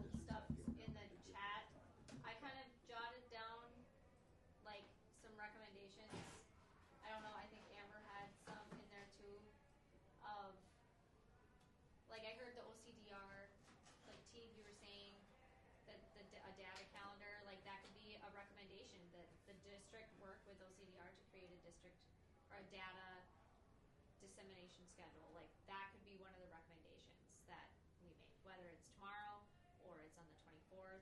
I think that would be That would be a good like recommendation. one of them. I think hire, train, and retain.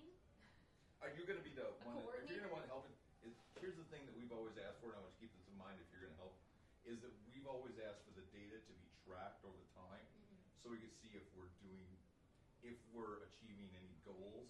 Like, so to say, oh, this used to be our thing, and we've seen a little bit of uptick here, and then we changed it, and all of a sudden we seem to drop, Right. so we can go Is back. is this working? Is it not? Right. So we see tracking data over time is what we've always. Well, I think that's part of like a data schedule. It's like when you're getting certain types of data at certain increments, you can see that. I think that's like the point of that. So I feel like that would be a recommendation. Hiring, training, and retaining a coordinator, like that needs to happen. A strategic plan, like what Jen Murray has been saying for a while. It's like having that gives the district, there's a lot more accountability, there's a lot more intention. Because I feel like something that we all struggle with is like, well, what's happening? Why is it happening? Is it helpful? Are students being met? What's the bigger picture here? And their students have so many needs, and like, how can they all be met? So like, data schedule, coordinator, strategic plan, the audit. I don't know if that was requested. I know it was talked about, but like the audit occurring, and like Teaneck had said, put something positive in or something that they're doing well. So like the continued support of the Indigenous cohort. Like for me, those are kind of like 6. They're not super specific, but if we're gonna present tomorrow, I feel like all the problems, not all, but like a lot of the problems that we're not able to, like not having data, not having a coordinator, like that big piece. If we can get data, then we can do other things. So that's one of our big recommendations is create a data schedule that the district can be held to. If there's a data schedule created and then they don't produce that data, we can say, hey, you agreed to do this on this day and this on this day, and then you didn't, and then that can be tracked to be like, did you do what you said you were gonna do? Can I ask a question? Like as far as like the other committee, we're supposed to kind of get together, make the agenda so that you know what that data is. And I feel like, is Amber here tonight? The other Amber? Yeah. I felt like that was something like we did in the very beginning of the year, is that we asked for like, when our meeting is scheduled, 2 weeks before that, you meet with the chairperson and they tell you and set the agenda so you know what information is being requested at that point. So I don't know if she wants to speak to that at all, like, but that is a process that we talked about earlier in the year to set up. There's a few times that we have been presented with stuff here. I thought it's 2 weeks before the meeting that the chair sets with the school district and sets the agenda. If you want something on the agenda, I think it was said that you're supposed to email one of the chairs to get it on the agenda. Yep, and then they meet and they talk about what data we need for Right. that meeting that night. Right. So we already have that process. It's just like if we're getting that information from who we need it to be getting it from, to be here and present. And can I just So speak if on you wanna one answer thing, about that. capacity-wise? So I know we're down a coordinator right now, but I just want to say capacity-wise, I am having struggling to actually get into the work and try to figure out the data because of the amount of meetings. Right, because there are 3 parent committees, and then every parent committee is supposed to meet with the chair and plan, and then so that is a big chunk of my time right now, and it is taking away from the time that I feel like I can actually go into schools and figure out some of the things I'd like to be able to bring you. And so meeting that amount of so I do feel like I don't have enough time to turn around things currently, and a lot of my time is.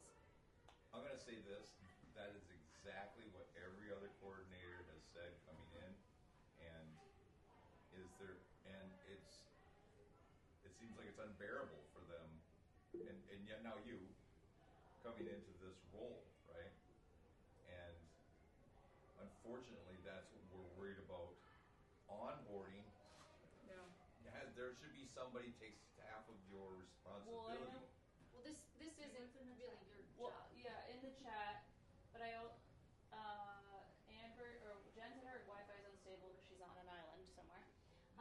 and Amber said that's exactly why a coordinator is required. Yes, agreed.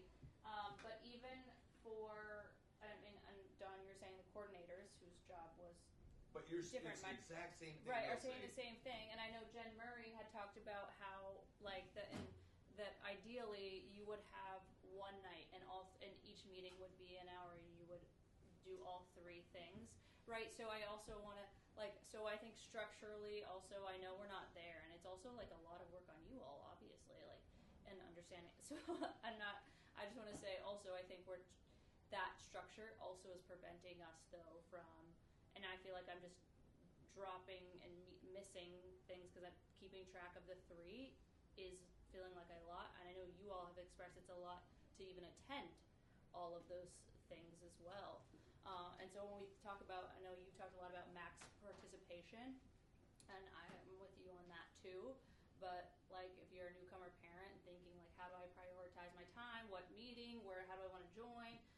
Like some of those things, I think also love for us to talk about how we can also for the new coordinator, like they can work more efficiently with you all on some of that and not feel like, oh, we're just constantly scheduling new meetings and all the things.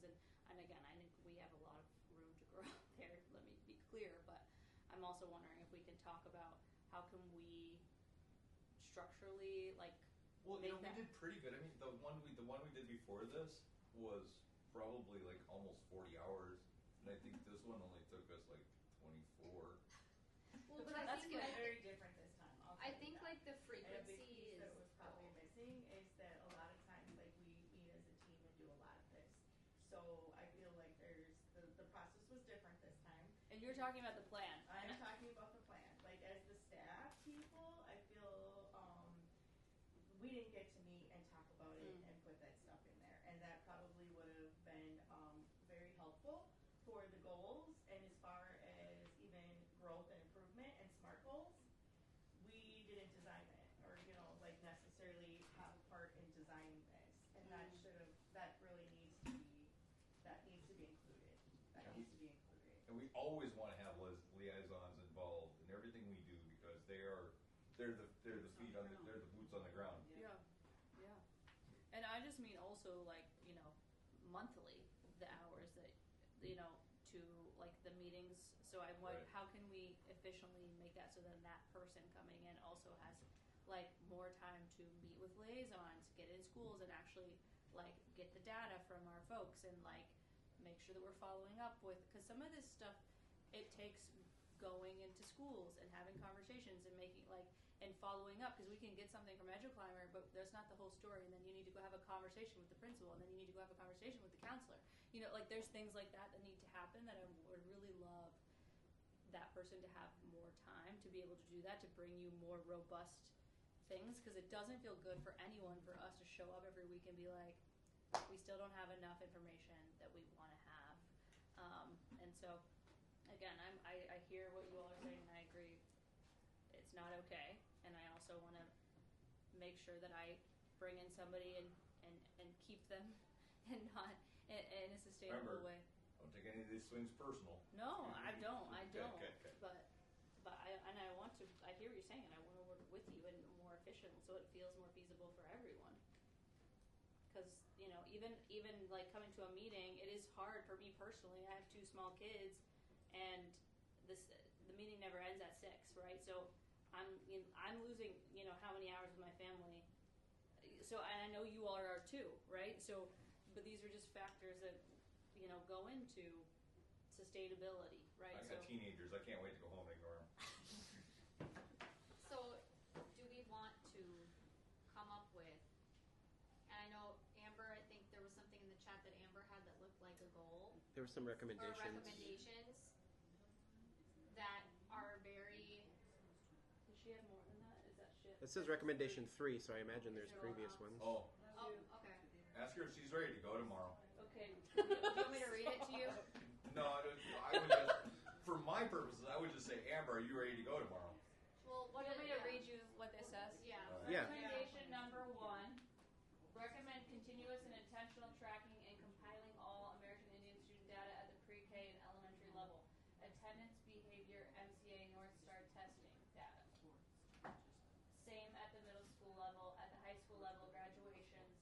credits, attendance, and behavior. Recommendation number 2, solid and consistent onboarding and training process for all American Indian education staff. Let me scroll down. Recommendation number 3, prioritize hiring, supporting, and training a dedicated American Indian education coordinator to ensure Minnesota statutes are being adhered to with fidelity. Amber, did you have any more, or was that the last one? Oh, when you were saying that there's just so much to do, that's when she put that, why there's a dedicated. That's what she had. Okay, I just thought maybe she had 4. I was just asking if you had any more that you hadn't put in there.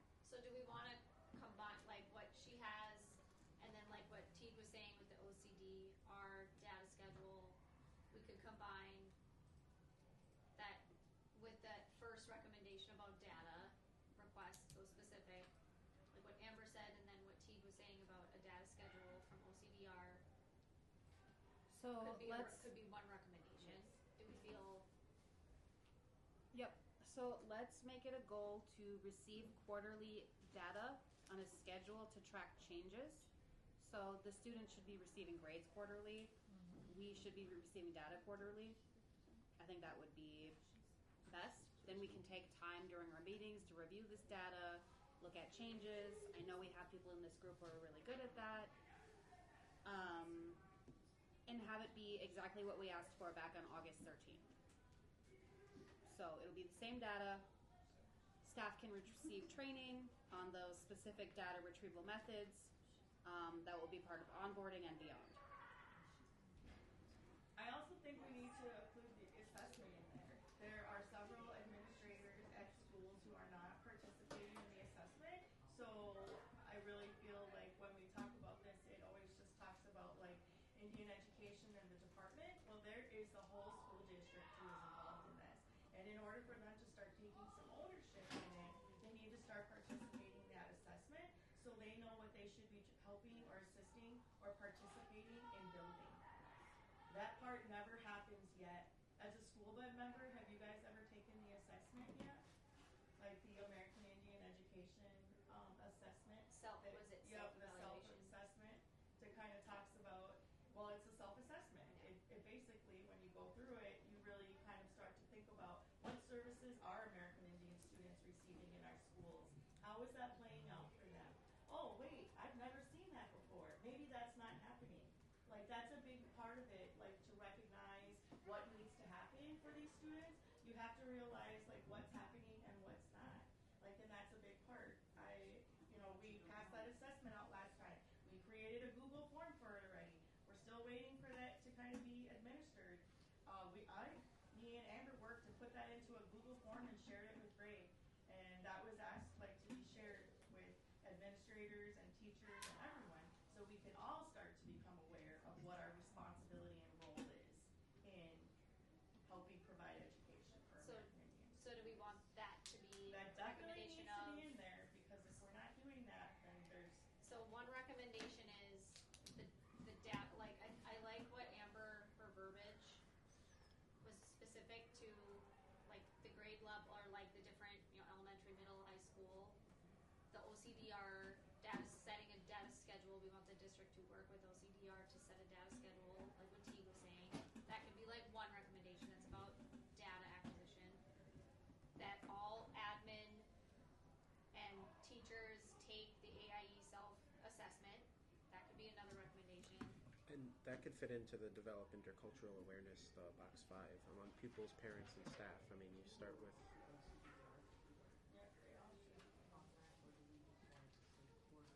Who's presenting them, or which Amber? We don't need the OCDR in it because we're working on that already, and Yeah. we won't need it.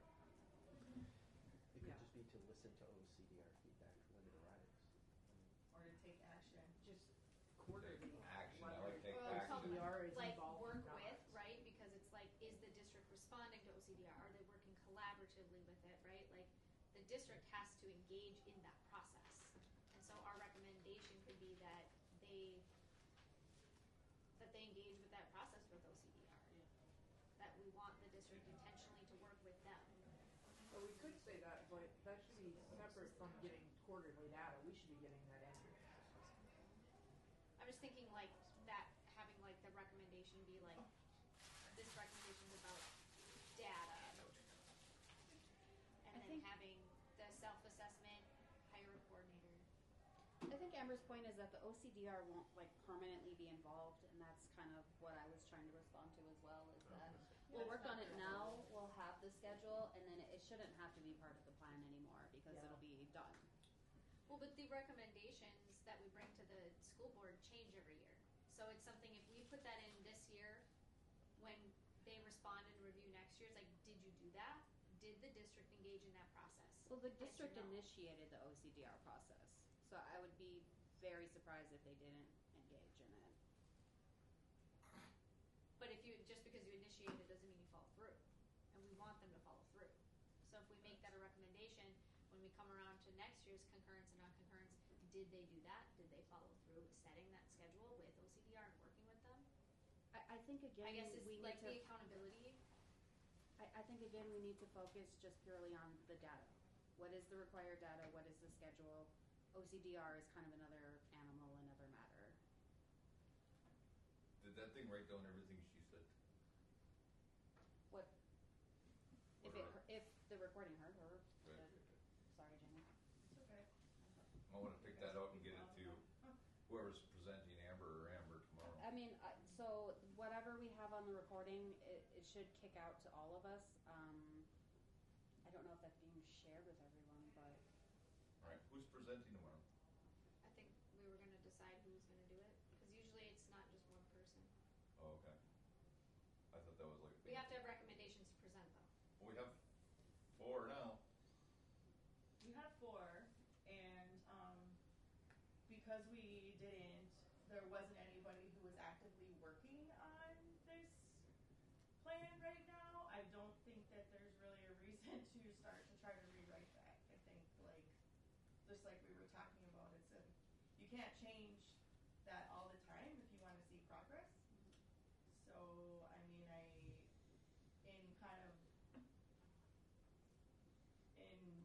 in an attempt to try to like we need to work and move forward on this. I think that some of those considerations and recommendations could be left like that because I don't feel like anybody had the opportunity to take action on the plan or the things that were there last year.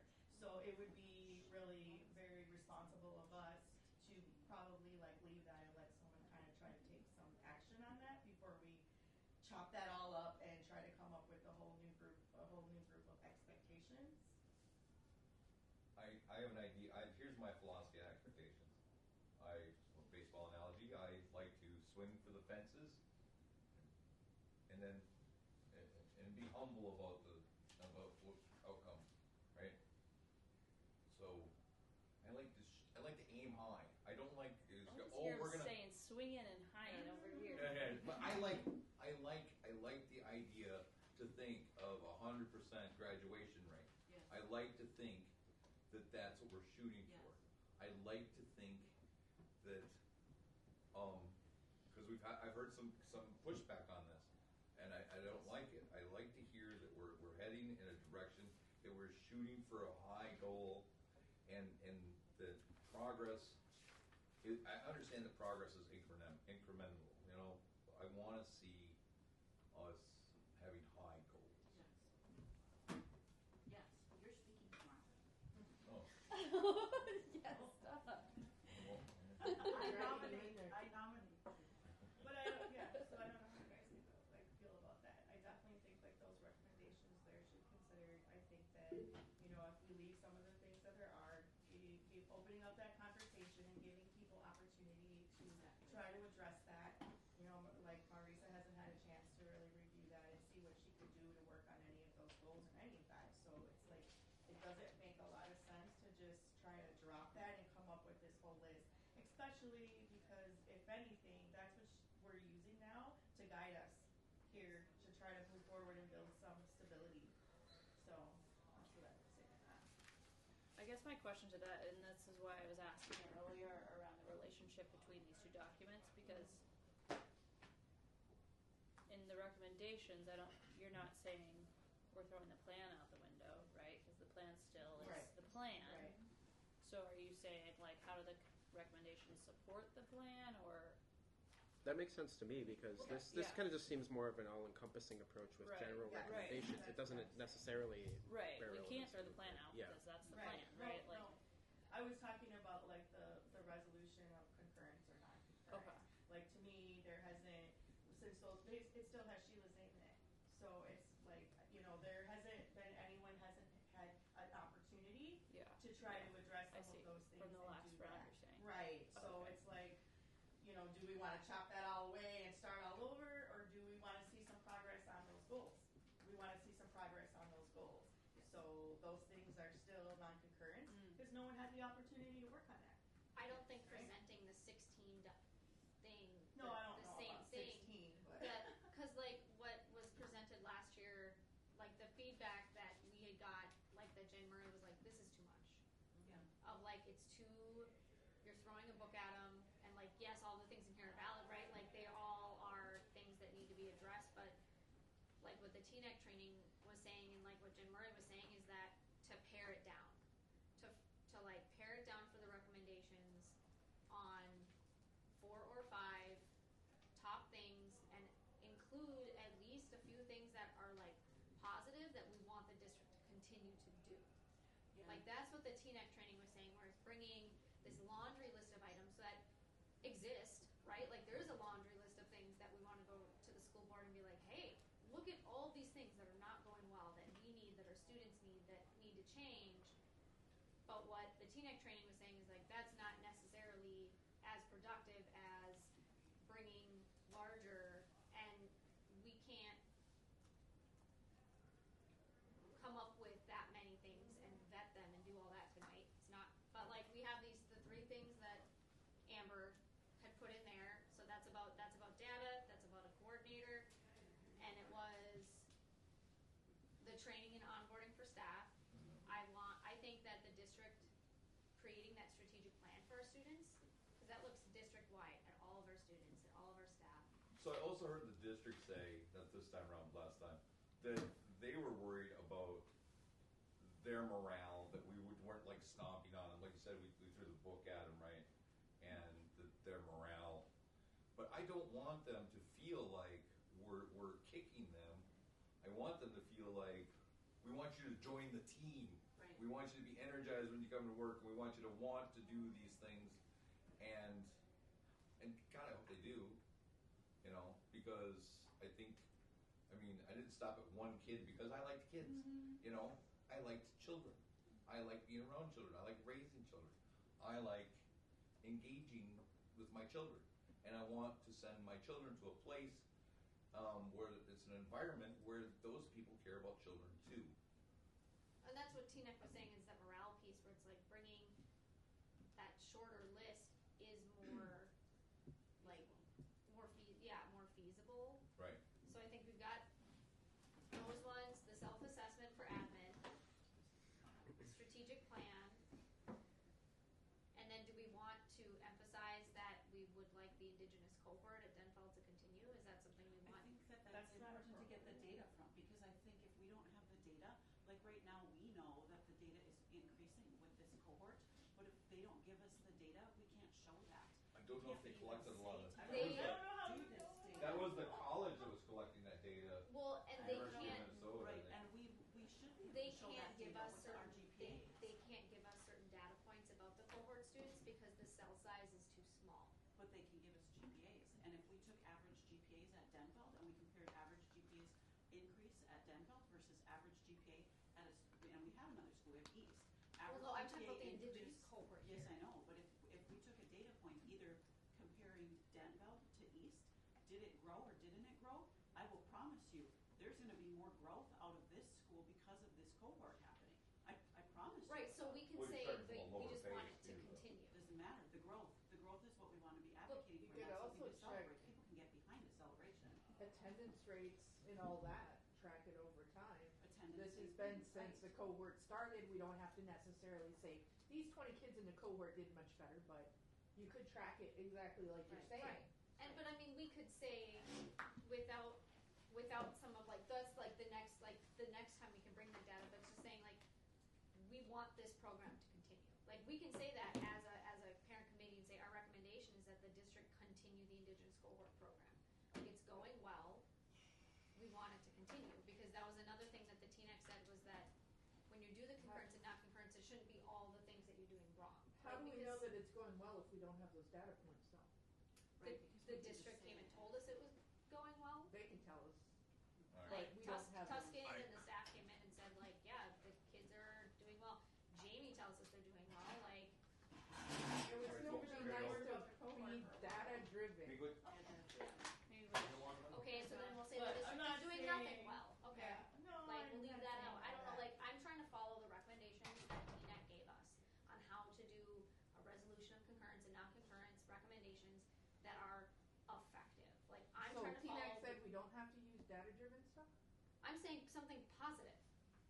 Cause can we bring these recommendations, the ones, and then the assessment and the strategic plan, we could type those up and present that tomorrow. But I think you just said you do have at least a data point, because if the college pulled the data point on the cohort, at least we could say, we have a data point, but it wasn't a data point provided by the district. We have a data point that was provided by the college, right? Is that what you said? Who gave I it? did Who not said say that. Who said that? Who said The that? college gave us the data. Don. Um, And then Don leaves. Don, that's my question, Don. I don't even know what college you keep talking about. Amber and Jen have Well, another another comment thing I too. was Says gonna say, the one who GPS, works here is you know, Yeah, I we did talked not about say that. the numbers. No, I would love to say this is going really well I and just see. we I also think have the stat I don't back. get they seem like what new I'm comments. saying, 6:40. You know, Because I think all of the parents are celebrating Tuscan. All of the parents, I mean, across the district, are celebrating that Tuscan is doing a kick-ass job with our native students, with listening to the families, with doing things outside the box, and seeing if the ideas that the parents are bringing forth are working, and everybody's hearing it. It'd be nice if we could show this. yeah. We have the numbers. It's working. Hey, I don't we're know, just improving really quick attendance, in the we're comments- improving There's in some these- things in the comments. Jen said high expectations for all. Amber said there are more than 10 students that have transitioned in and out of the cohort. That's a big enough cell size. And Jen said survey the students and parents in the cohort.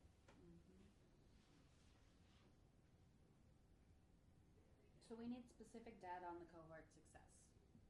If we're gonna use it. So I guess we're just not gonna do that. Like, we're presenting tomorrow. That's what it sounds like. We don't have So enough have you to agreed present to that anything though? Have we tomorrow. agreed that we are prepared to move Anthony's forward and on present here if you tomorrow? want to ask him. Like, that's what I'm saying, like, Anthony is presenting. on the. Yeah. We have, it sounds like we have like a good solid I'm set gonna have to of put up some- recommendations between like Jamie, what you had suggested, Amber's, I think we should include the strategic plan. At any point, Anthony says, at any point in time throughout the year, the coordinator and staff from the cohort could come and present data to AIPAC for the cohort. I'm talking about presenting the school board. Like, we're on the agenda tomorrow. So what I heard you I say think we is should- to the school board tomorrow, what the dialogue is that we need data, we need the person or the data presented to the APAC in order for us to measure the data. We need them to hire a coordinator so that our liaisons have clear direction on what's gonna happen. We need to make sure that they are doing something for onboarding our staff, because we are hearing from liaisons that they're not able to sufficiently even tell us what's happening because they're not getting onboarded correctly. We wanna make sure that there is some accountability for the admin as far as the self-assessment. We wanna be able to present at maybe the next one, how we're doing on this, but without the data, we don't feel that we have sufficient information in order to say whether or not we want to say concurrence or non-concurrence with this, without the data, right? They can't be in concurrence if we don't have the data. Right. And the strategic plan. I And think the that strategic Jen plan. is working on with the district. Right. That needs to follow through. I feel like a lot of the district, like, it'll start something, but then it's that follow through that we don't see. So I think for the sake of time, I mean, Yeah, what if we it's are not almost 7. prepared to present tomorrow? I mean, what are we gonna present? That, I mean, I think that statement was really concise and put together well. But again, Anthony heard that, so I mean, what are we presenting? Well, but Anthony's not the committee of the whole. Like, we have to present to the school board. And I thought we were scheduled for the 24th. We are on the schedule for tomorrow. The 24th is our regular meeting,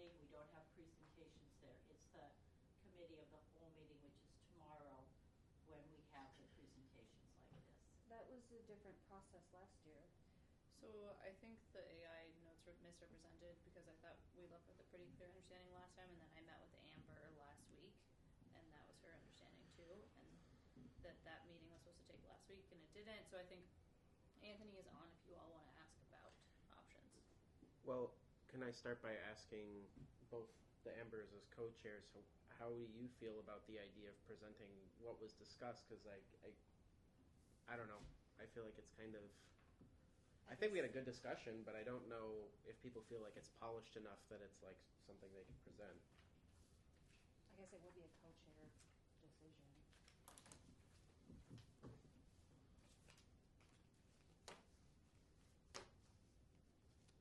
Amber, are you there? Can you hear us? I can hear. I guess that really depends on the level of trust you have with who you're choosing to present these. Because that's ultimately the plan in my head was that we would have 4 solid recommendations that we all agree on, and that our documentation that we were going to present would be voted on here tonight. But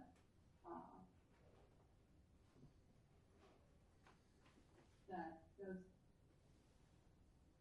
I mean, it sounds like we have 4 recommendations. Okay, Do we want to? who would like to write out our 4 recommendations? Well, we have. I think what Amber. Do we like how Amber worded those few that she had? I'll type it if you read it to me. Oh, yeah. Typing's faster. Do you want me to read it? Okay. So recommendation 1.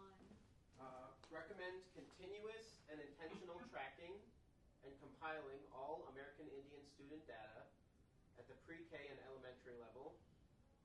Sorry, recommend continuous and Intentional. tracking. Yep. And compiling. If this is already, if she already has it typed up, can she email it to me? Yeah, that's fine. She wants to do that. Oh. I guess. Do we want to read it to just like clarify we all like copy that? and paste and send it to Jamie. Like, do you want to? Can you read it just to see if we all agree with that verbiage? Yeah, I can do that. Okay. Okay, so recommendation 1, recommend continuous and intentional tracking and compiling all American Indian student data.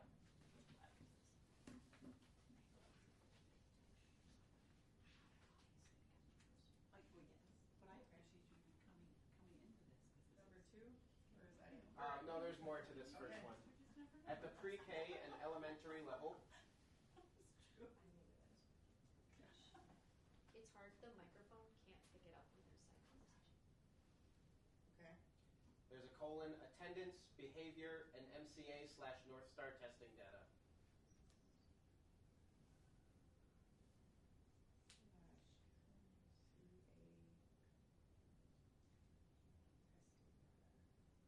Then underneath that it says same at the middle school level.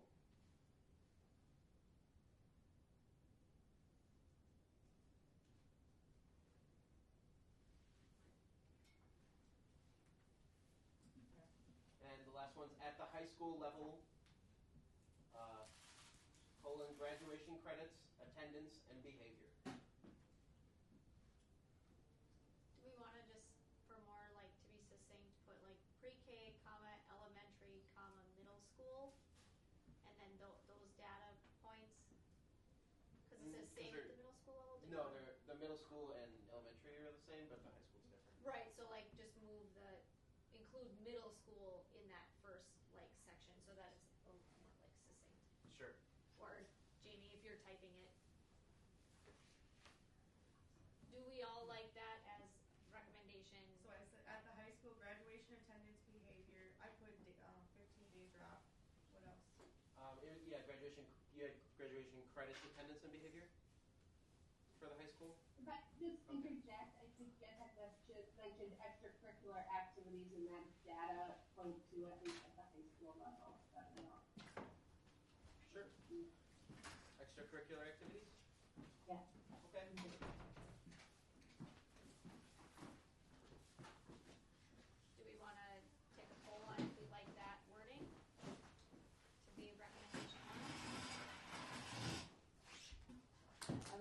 it.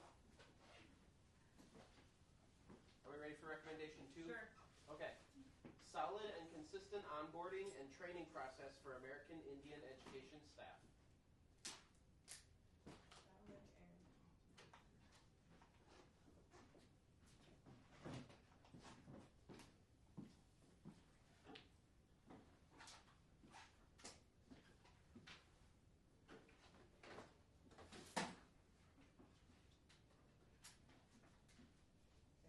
okay. Okay. Number 3, prioritize hiring, supporting, and training a dedicated. I don't want to read too much.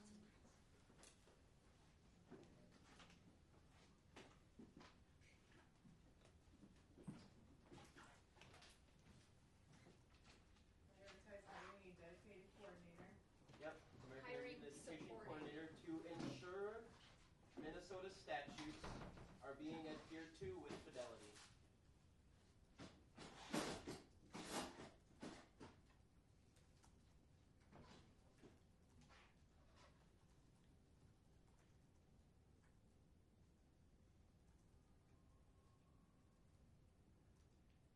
Held to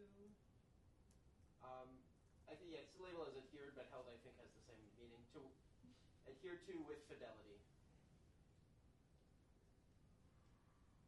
And I think it said it was the supporting. Did you get the supporting? Yep, prioritizing hiring and supporting a dedicated coordinator to ensure American Indian standards are being held to and adhered to with fidelity. Statute. It says prioritize hiring, supporting, and training American Indian a dedicated. statutes. Yeah. Dedicated American Indian education coordinator to ensure Minnesota statutes are being adhered to with fidelity. And those are the 3 up there, right? There wasn't a 4th one. Okay.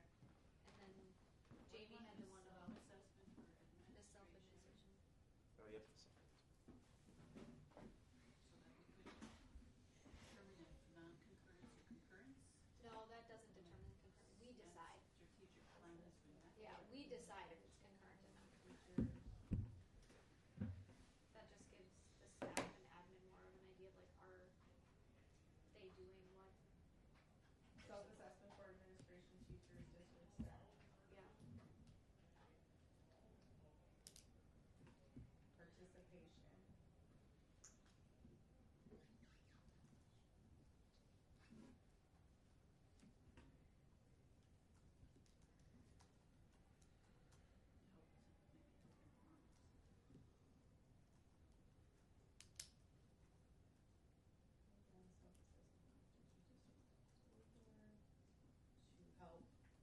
To help inform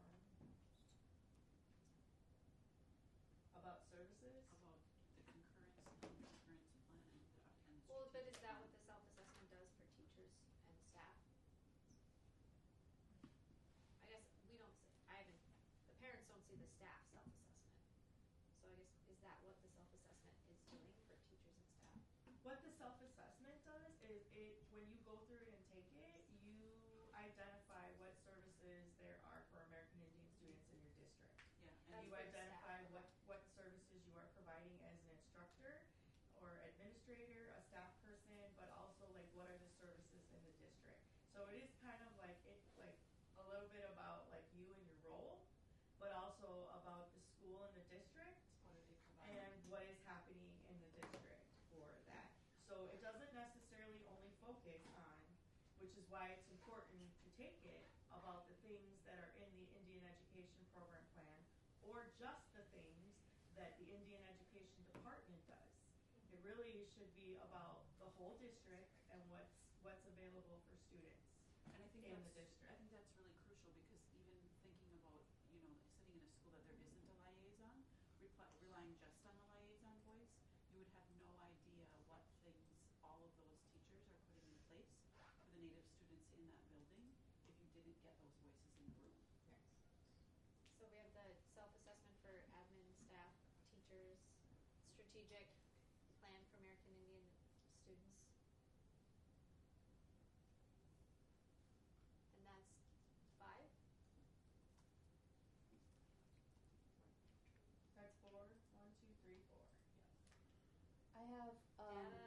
specific data on the cohort's continued success and impact upon high school achievement rates. So can we add that to the data then? But I think that's like a specific request about the cohort though.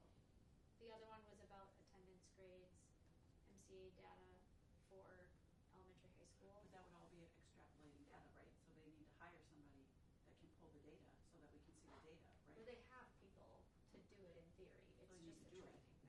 Give it to us.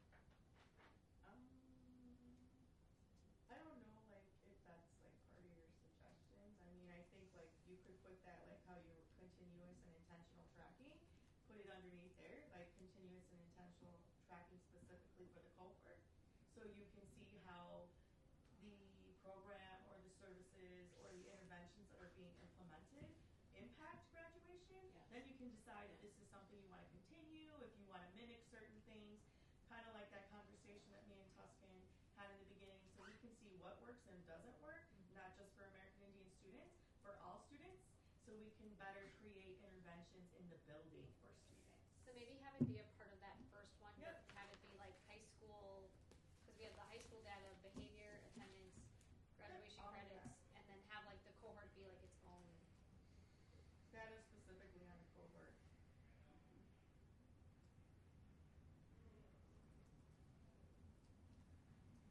And we could put that to determine effectiveness.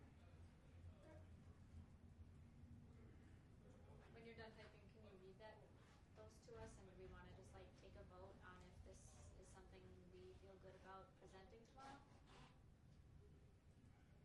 So number one is recommend continuous and intentional tracking and compile school data on American Indian students.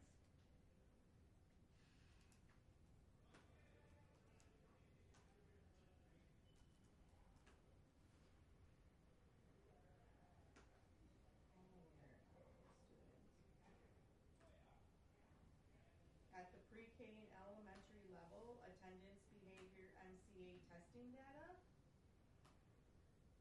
And same at the middle school level. At the high school, we want graduation, attendance, behavior, 15-day drop, credits earned, extracurricular activities. And then there's data specifically on the indigenous cohort. The same topics, right? Cohort 4.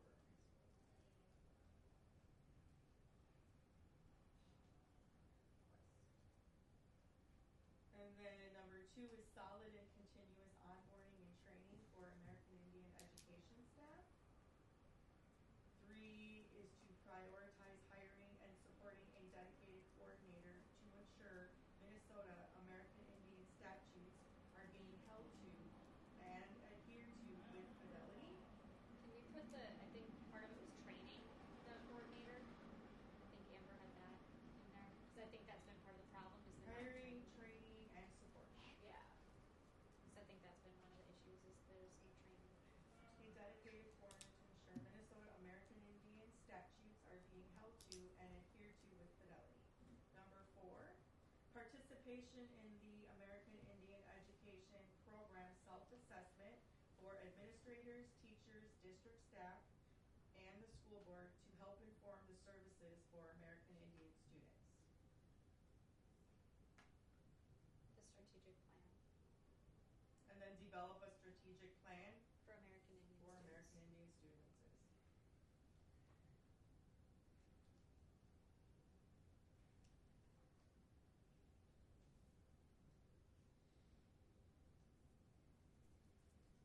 And we have, I believe we have a quorum, so do we vote that these are, I make a motion that these are the recommendations that are presented tomorrow at the committee of the whole meeting. I second. Anybody opposed? Any discussion? Anybody opposed? Anything in the chat? I can't see. Amber and Brenda, can you hear us? I can, but on APAC, I do not have a vote as a staff person. Okay. you have any discussion as a staff person? No, I don't actually. I think that sounds really good, especially for our real short time frame here. I was thinking too, along the lines of what Jamie had said earlier about keeping on with things that we were working on or presenting in previous plans, just to make sure that things aren't being forgotten or that they're being continually addressed because they're ongoing concerns. However, I feel like this plan moving forward right now is totally relevant to our needs at this point. Pretty much. Which Brenda? Amber, did you have any? No. Hearing no opposed, that passes. Who wants to or is willing to present it tomorrow? I know historically we have a couple people, doesn't have to have the whole committee, but a couple people is usually, I mean, it's always good for all, have like a couple people up at the table, and if anybody else wants to come and sit in the peanut gallery to show strength in numbers. I know we've done that in the past. What time is this meeting again? 4:30 is when it starts. Will you be first? I have no idea. Do you know what the agenda Looks is? like we're on the agenda We for are about first. 4:45 or so. We are first on the agenda. I'll go and just talk for like 10 minutes about kind of the process and my learning journey, and then I'll hand it to you all. I like that they put us first. In the past, sometimes we're like, I did ask for that, yeah. way down and we're all there. Yeah, so it's always the best cow to go meeting. first. I want to hang out with you all night. All I'll be night there. long.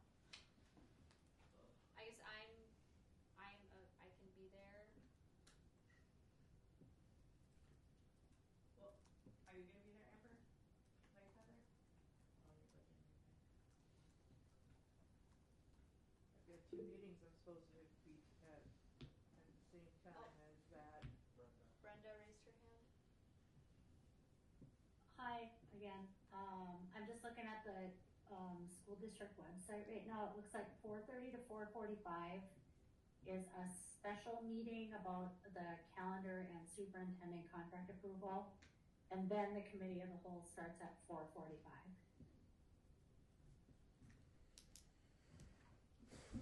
I can be there tomorrow. Amber, did you say you have meetings at that time? I have other meetings I already committed to. What about you, Ellie? I will try. I'm not gonna, you guys, it's really superficial. It is the dance coming up, and Juliet has a spray tan at 3 o'clock, and there's ribbon skirt making at ACO at 6 o'clock. So I will try my best to be there, but I don't wanna say that I will speak because Amber Green Sky, can you go tomorrow? I'm currently out of town. My mom has surgery and I'll be contacted about Okay. If I need to come, I will, but if there's other people who can present, that would be. actually, I will have Juliet drive herself. She can drop me off and take her car. I will be there. So, me, Teague, Emily, Jamie. I feel like if we're okay with that, I would volunteer, but I don't really want to go. okay. So So I think you two got it. Jamie, me, and Emily. Okay. Curtis doesn't want to go sit up. His extroverted self. Go sit up at the table and talk to the whole school board. Okay, so we have a plan. Jamie, is that typed up in like a Word doc or a graph, or can you like Google Doc share that with? I can email it. Okay, because I'm wondering, like, could you print off, I guess Emma might know the best, because in theory, things are supposed to go in the board book. If you print out copies and send it out to them, you can have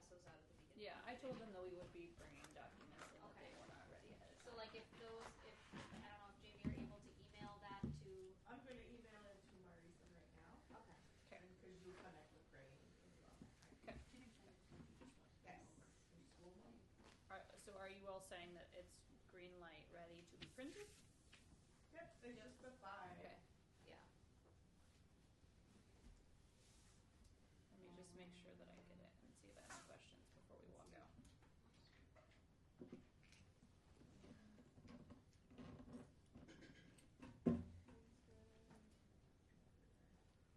So pardon if I missed this, but who is presenting this?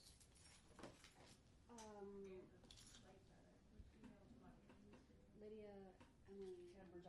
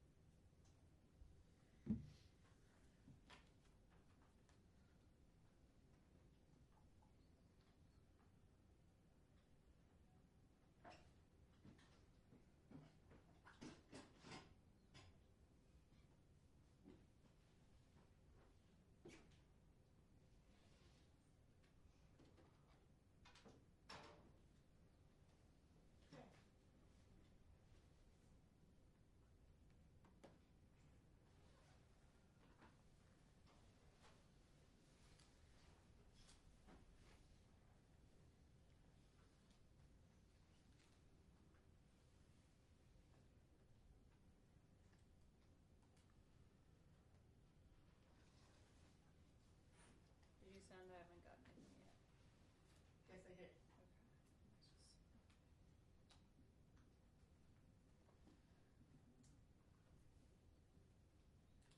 okay, I'm gonna take off. So something that's like a concern is that MIEA is next month and I don't know if we have a list of anybody who's going or not, or reservations have been made or booking. Like our next meeting is the 4th of March and the conference is the 18th. And it books up fast, and we won't get in. So I don't So know when if you Marisa, figure it out. some staff and students, if there's any Okay. staff or students that have been identified or like parents have requested going. We can check it out. Yeah. After that. Okay, I got it. I see 1, and then are these the sub bullets? Yep. And then 2, 3, 4, and 5. Yes. Are we gonna say anything positive? I don't know, I tried to. I think we could let them know that informally, we have heard that the cohort data looks really good. But it's informal. We're hearing from the liaison, that the graduation rates are increasing, but it's informal to us right now, so we would like to be celebrating what Tuscan is doing, what Jamie is doing, what's happening here. We would like to be able to say to somebody that this model is working, but we need data. I think that's a celebration because that's a lot of people that are supporting that. This couldn't have happened. Yeah, and maybe it can be more a general of like we have pockets of really good support. An example of that is at Dental High School where we have a champion of a principal, like Yes. something like that. And not just here, I mean, even talking to Susanna out at, I mean, like anything you're doing outdoors at the younger grades, like all of that celebration that builds up. Are we adjourned then? I was gonna say, is anyone gonna adjourn? We need a chair to adjourn. We're adjourned. Alright. All right. Emma's like, can I stop? So Lydia, you're presenting tomorrow with Jamie. Okay, just making sure. Meetings also?